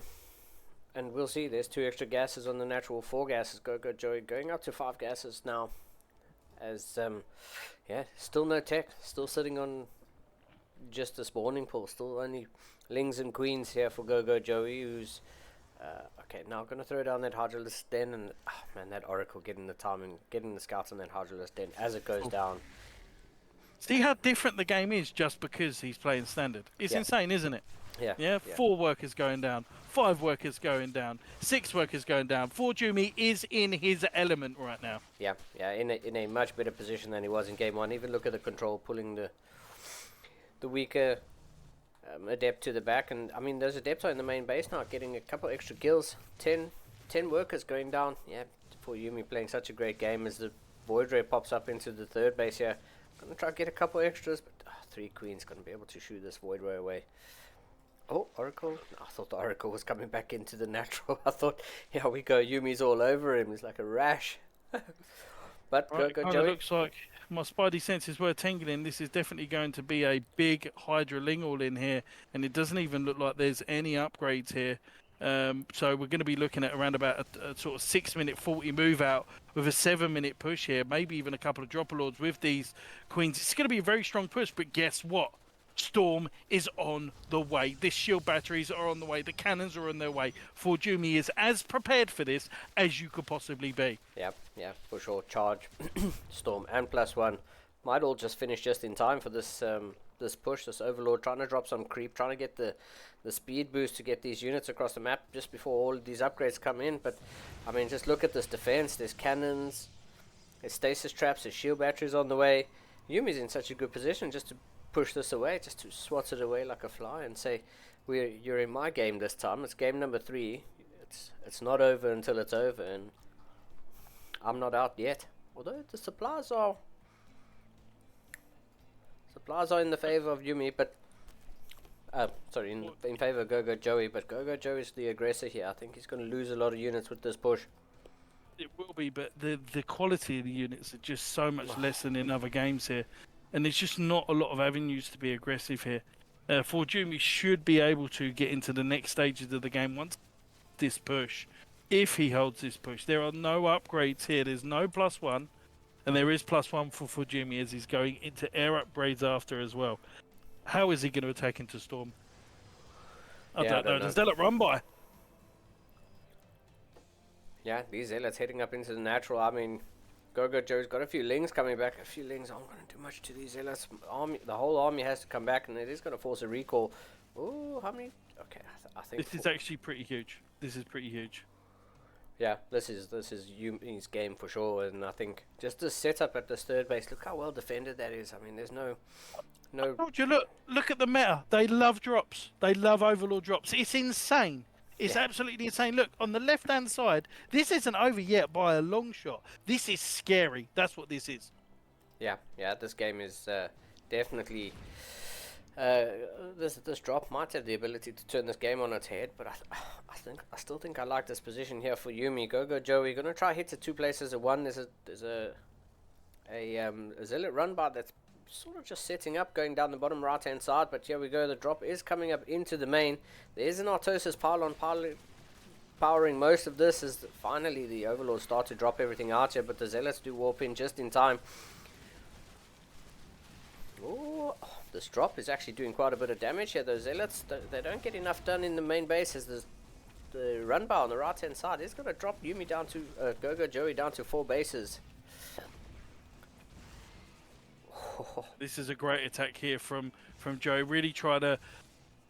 Oh, look at these storms as well. These are fantastic storms. There isn't really a lot of damage that he can do apart from this now. Oh, another great storm here. Another great storm. The British weather coming into force in this final game. Or perhaps potentially the final game. Hive on the way, +1 on the way. And finally, Forjumi gets to take this 4th base. Yeah, that run bar that took out the 5th base of Go Joey. Moves up into the 3rd base location, gets a couple extra drones there.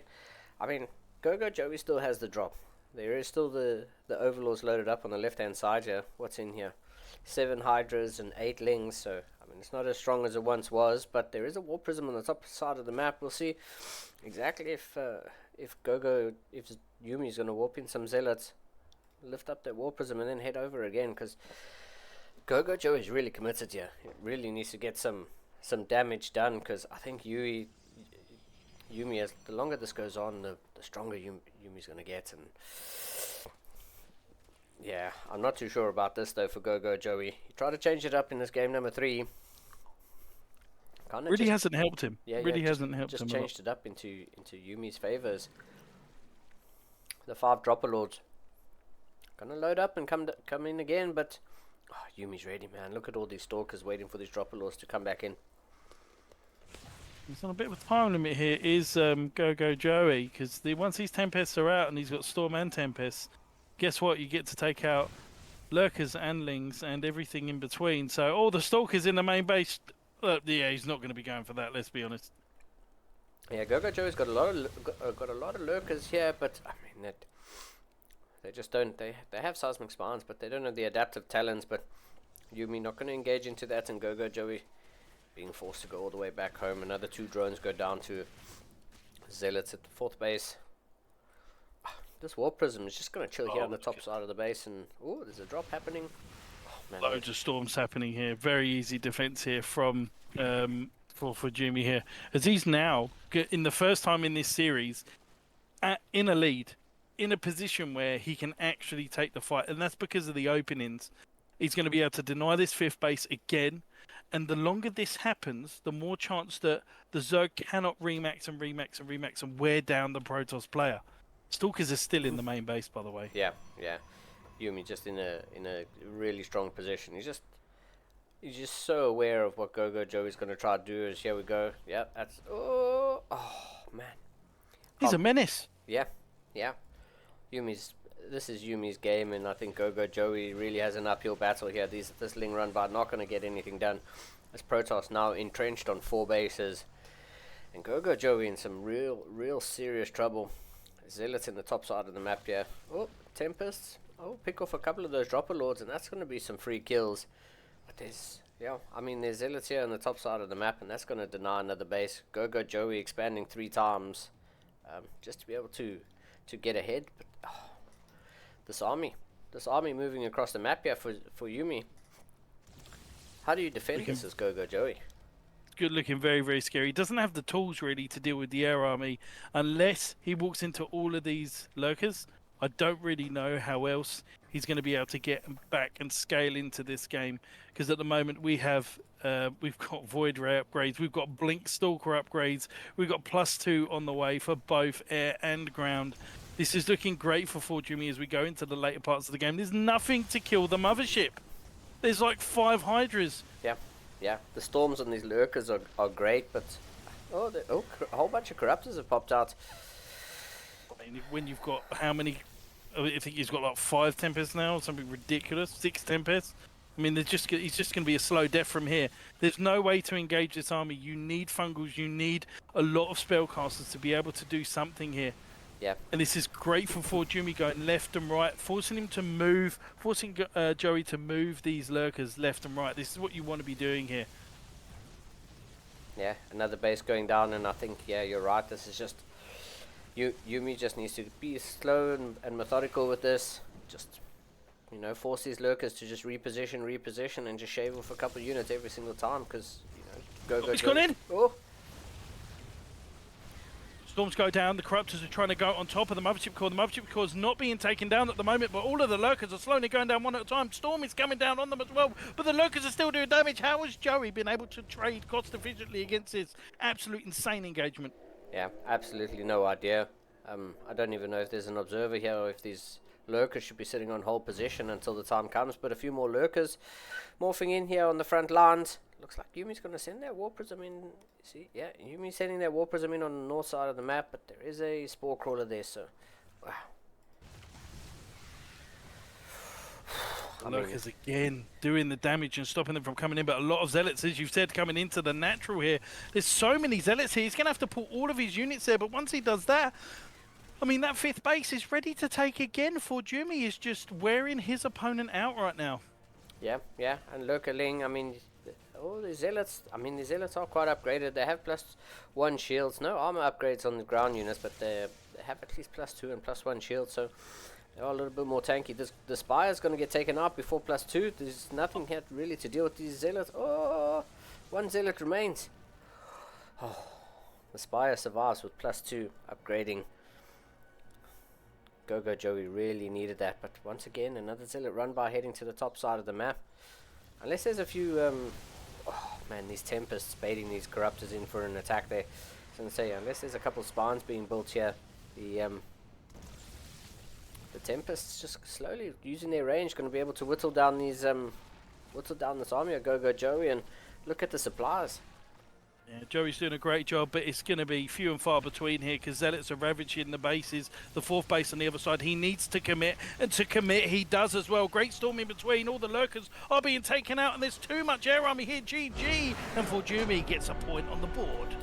Yeah, and as you said many times, you know, it's all just from that opening, just from how different of an opener it was here for Go-Go Joey. Do you think Go-Go Joey just goes back to his fast third hatch and, you know, just goes from what works? But I mean, Yumi just showcased that, you know, if we're just going to play a normal game, you know, you might be in a little bit of trouble because I'm really good. It's not just an easy pushover of an opponent here. We now have a series on our hand, and you know, if ever there was a time for a reverse sweep, now's the time. He really made Go-Go Joey work in that game and comes out the victor, gets a point on the board, and that must be doing his confidence a world of great. No, absolutely. I think this was an absolute fantastic game, and you just felt that for Jimmy, it felt like another day in the office for him when you saw both the openings, and it wasn't the really greedy way that Joey has been opening. The scaling is different, and therefore the urgency is different. Jimmy needs to be really aggressive early on when he sees that early third, because Joey always delays that link speed. Yeah, you are right. Joey going for that fast third base. He also delays one of the queens, and that's why I was wondering how Yumi goes about punishing that delay. That you know, the delaying of what is, I guess, just standard. But we'll see how this game number 4 is going to pan out. If we're going to see another standard game out of Go-Go Joey, or if he's just going to go back to what he knows works, as we have in the bottom right hand corner of Torches. It's a Red Zerg player on match point, but I mean, Yumi made him bleed in that last map. Give it up for Go-Go Joey. And on the top right hand side, putting a point on the board here. Yeah. I mean, as I said, what better time than it is now to try and reverse sweep. Absolutely solid game in the last game, defending and deflecting all harassment. It is from Streamer Zone for Jimmy. Yeah, played an absolutely stellar game number 3 there. You know, he really needed that. It was tournament life on the board, and I think once Yumi saw it was a stock standard opener, his heart rate probably went down 10 beats, saying, okay, I've got this. I know what I need to do. You know, probably just sat up straight and was like, okay, cool. I get my extra gases. I get this. While watching players, I'm a bit weird because when I watch players, I kind of understand the next stage and the next stage. So these players are almost doing moves that in 2 or 3 minutes' time they're going to do X and X. So if they do a lot of damage, they now want to do a quick push, or if they see a certain opener, they should be reacting to that. Looking at Forjumi's POV in the last game, it just looks so comfortable.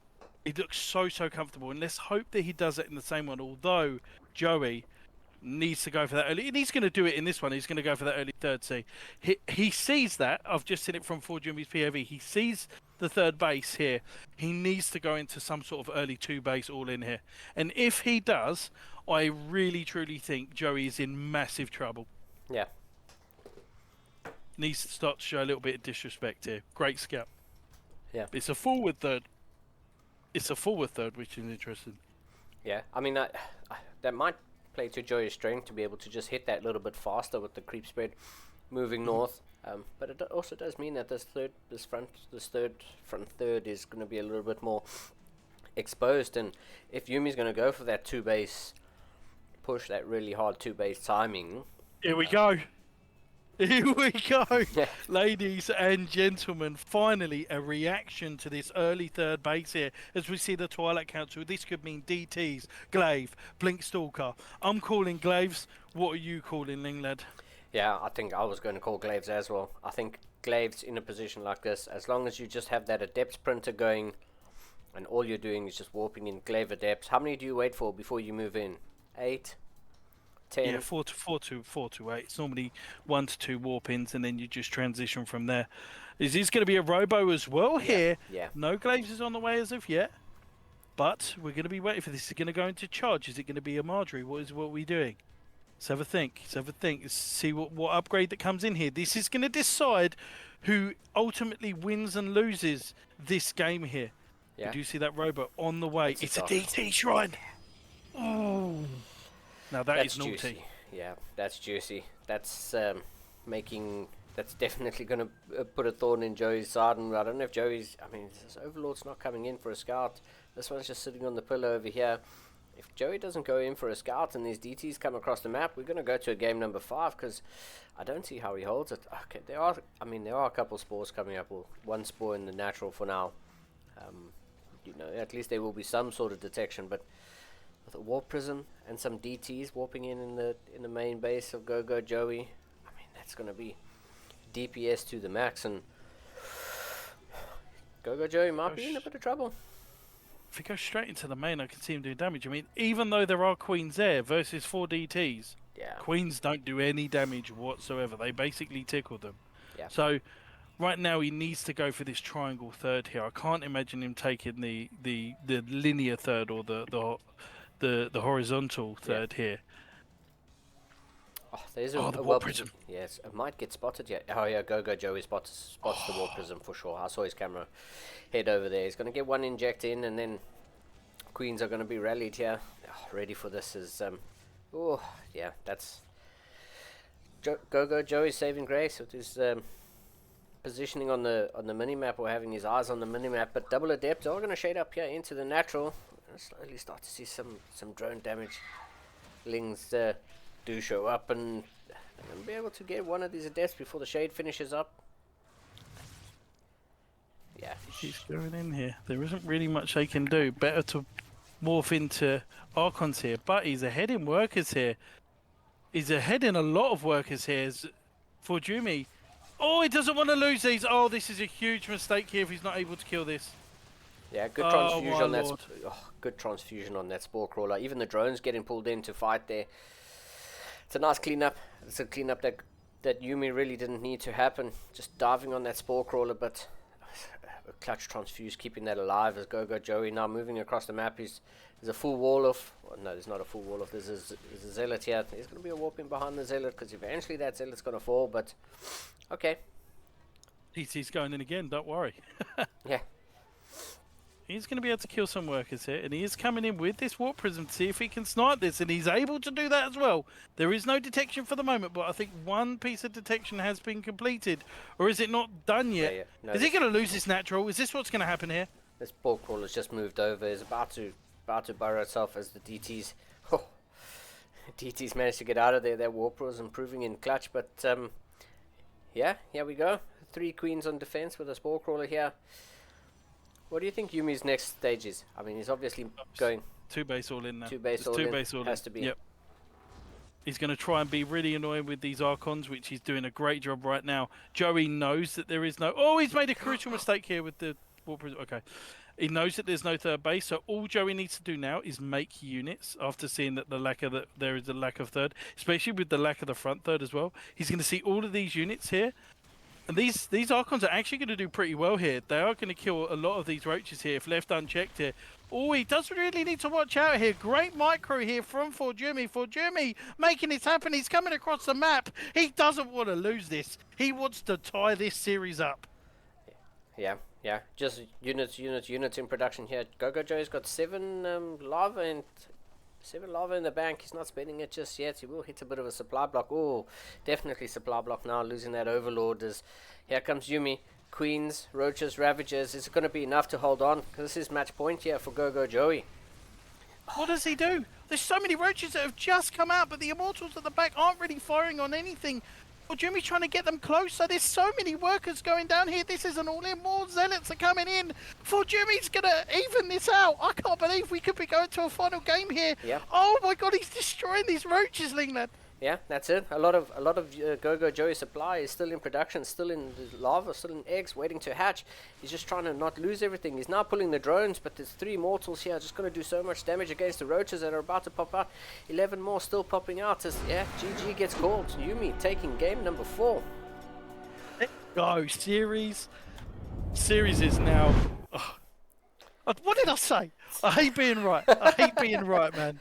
It's a best of one. It's a best of one. Yumi turning this around. I mean, yeah. What a whew, what a game number 4. Stephanie's last. I can't do this. I can't do this. I can't do this. What a game number 4. Yumi, you called it. You said it had to be something special. It had to be something hard. 2-base gameplay. Punish that quick third, and he did. I thought, Go Joey was going to be in an alright position, but that second DT wave was probably the one that did the damage there. Just threw him off a little bit. When you see that move out, is it worth dropping spines, or do you just make army? Do you know what I mean? Is it? Yeah. He lost all of his links going across the map, and Joey's used to his opponents respecting him.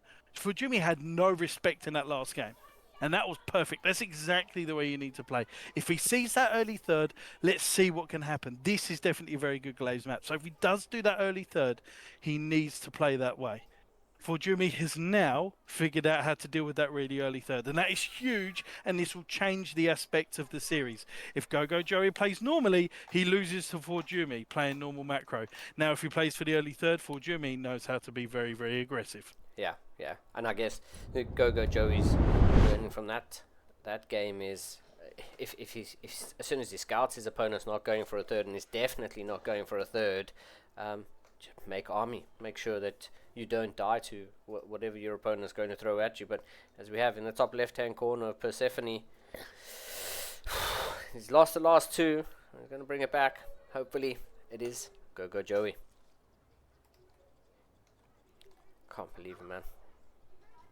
Absolutely fantastic. And on the bottom left-hand side, playing for Streamer Zone or Kirktown, as his clan tag is here, leveling up the series. And I called the reverse sweep almost. It is for Jimmy. Absolutely insane. You see how the learning aspect of a series goes? There's hundreds, if not thousands, of great players in this game, yeah? Yeah. So the top 200 players of each region, that's like 600 players, yeah, that could be in a series at any one point. And you're meant to learn, during a series of how someone plays, especially with someone as scary as Joey. The later the game goes, Joey is actually getting really, really confident. He's almost like Cyril from Temu. Yeah? Let's be honest. Yeah. So, I don't think he goes for that early third. If he does, I think Jimmy's just going to bust out a Robo or another Twilight Opener here.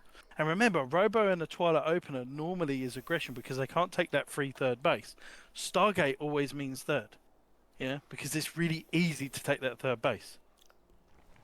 He goes for the early third again. It's up to 4 Jimmy now. Yeah, Yumi did track that drone leaving, so definitely knows that it's going to be here. I think go down and check and just confirm, make sure that he's not imagining anything. But yeah, I thought that bro was going.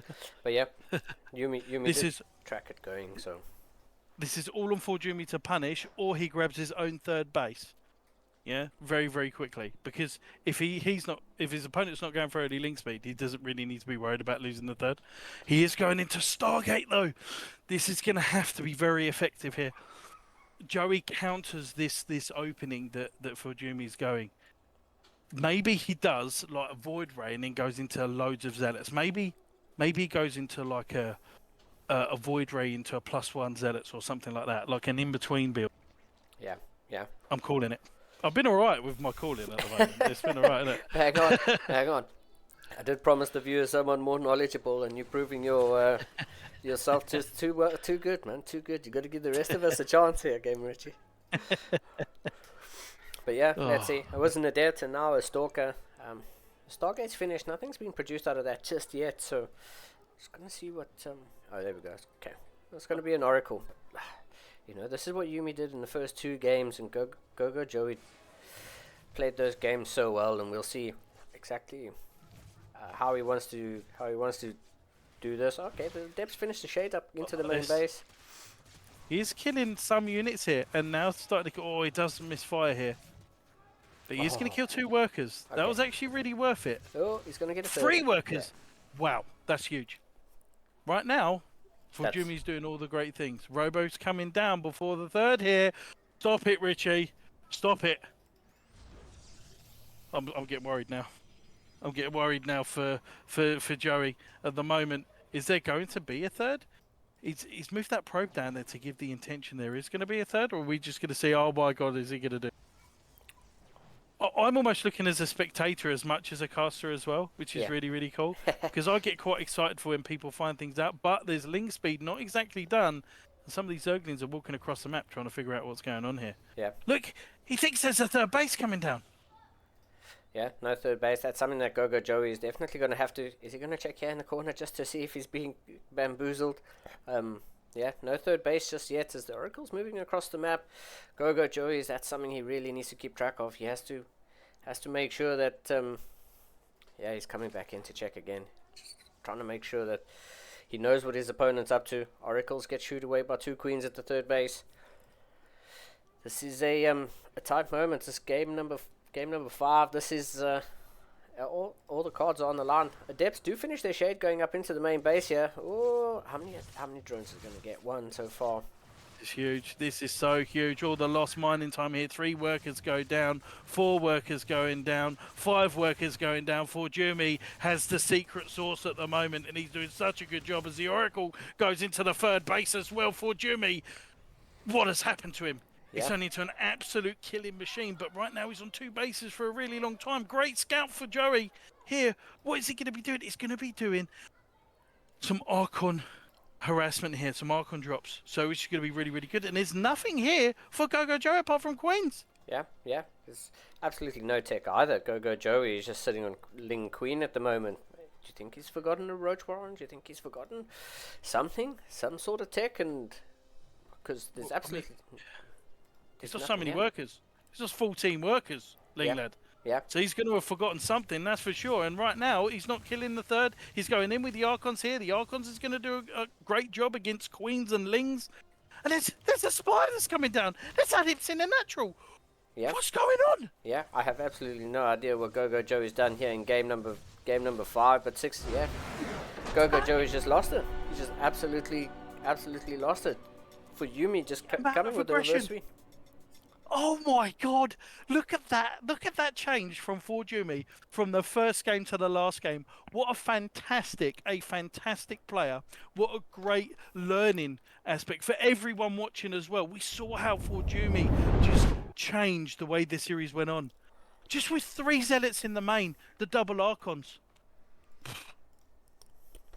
Yeah, fantastic. I actually can't believe how Forjumi turned that around, because that was just Go-Go Joey just looked so dominant in those first 2 games, you know, and then I guess it was just that momentum from game number 3. Yumi kind of just got into a groove and sort of said, okay, you know, if this is how we're going to play, game number 4 comes along and,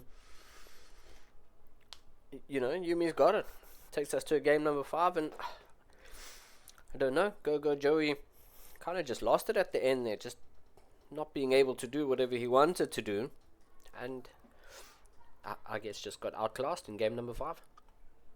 It was a mixture of things. The double Adept harass, which was great, which I said that the double Adept harass would be great versus someone like Joey because he doesn't get any Ling speed. He kept on snowballing. As many workers as he was creating, he was actually losing half of them that he was creating, and he couldn't exactly scale like he did in the other games. With the double Archons and then the 3 Zealots almost coming in with the double Archons on the ramp, there's no way that he can get into the main to defend it. That's insane. Yeah, for sure. For sure. Yumi definitely learning, as we said a few times, definitely learning how his opponent's going to play and then making the correct decisions to punish that play. And ultimately, comes out on top. I mean, gets the reverse sweep in the final. And is this week's, you know, CSO Cup 83. He's the champion. Takes home, what's it, $40 I think Yumi takes home with a reverse sweep. Will probably be the sweetest $40 he's ever made. And he gets 80 OSC points. So, yeah, first place $40. You know, double that of... Pretty huge. It's certainly good for buying himself some dinner later on, especially just as a reward. If he wanted to do that, I certainly would if I was in his position. Again, thanks to everybody for watching. Hopefully the VODs will be available for people to watch. So if you've missed you have missed some banging PvP and PvZ action, especially a lot of build orders that a lot of you guys would be very interested in, especially how Joey actually approaches ZVP. Yeah, that was pretty amazing. So, yeah, amazing. Thanks to everyone for watching. We gonna go try raid someone and continue the StarCraft love tonight. You know, shout out to Goblin for raiding us, and thanks to all of his viewers for sticking around. And yeah, we'll pass on the love, and thanks to Ladder Legends for helping to put this tournament on the map. You know, helping to keep CSO Cup going. And do you want to give us one more shout out for Ladder Legends? Yes, Ladder Legends is coming live at the end of the month. We are an improvement server, so if anyone wants to join, obviously we're going live then at the end of this month. We will have a link in the Discord as well. We're here for your improvement, and as you can see from some of the casting that's happened, not that we can tell the future at Ladder Legends, but we can almost have a look at what the gaps are in improvement, how we're meant to be approaching this game. So look, it's going to be a fantastic server. We've got coaches, we've got great content, we've got external tournaments. We're even, as Linglad have said, and the reason why the prize pool has increased is because of us at Ladder Legends. So look, we're going to be helping the community. We love the community, and just look, everybody have a lovely weekend. Yeah, amazing. Thanks for joining me, Gaming Richard. It's an absolute pleasure to have your knowledge here, and you know, your ability to predict the future. That's right. It's been amazing, and thanks to everyone for tuning in. We will see you in 2 weeks' time for the next edition of CSO Cup 84. I hope to see you all there, and from myself, Linglad, and everyone at CSO, thank you. See you soon.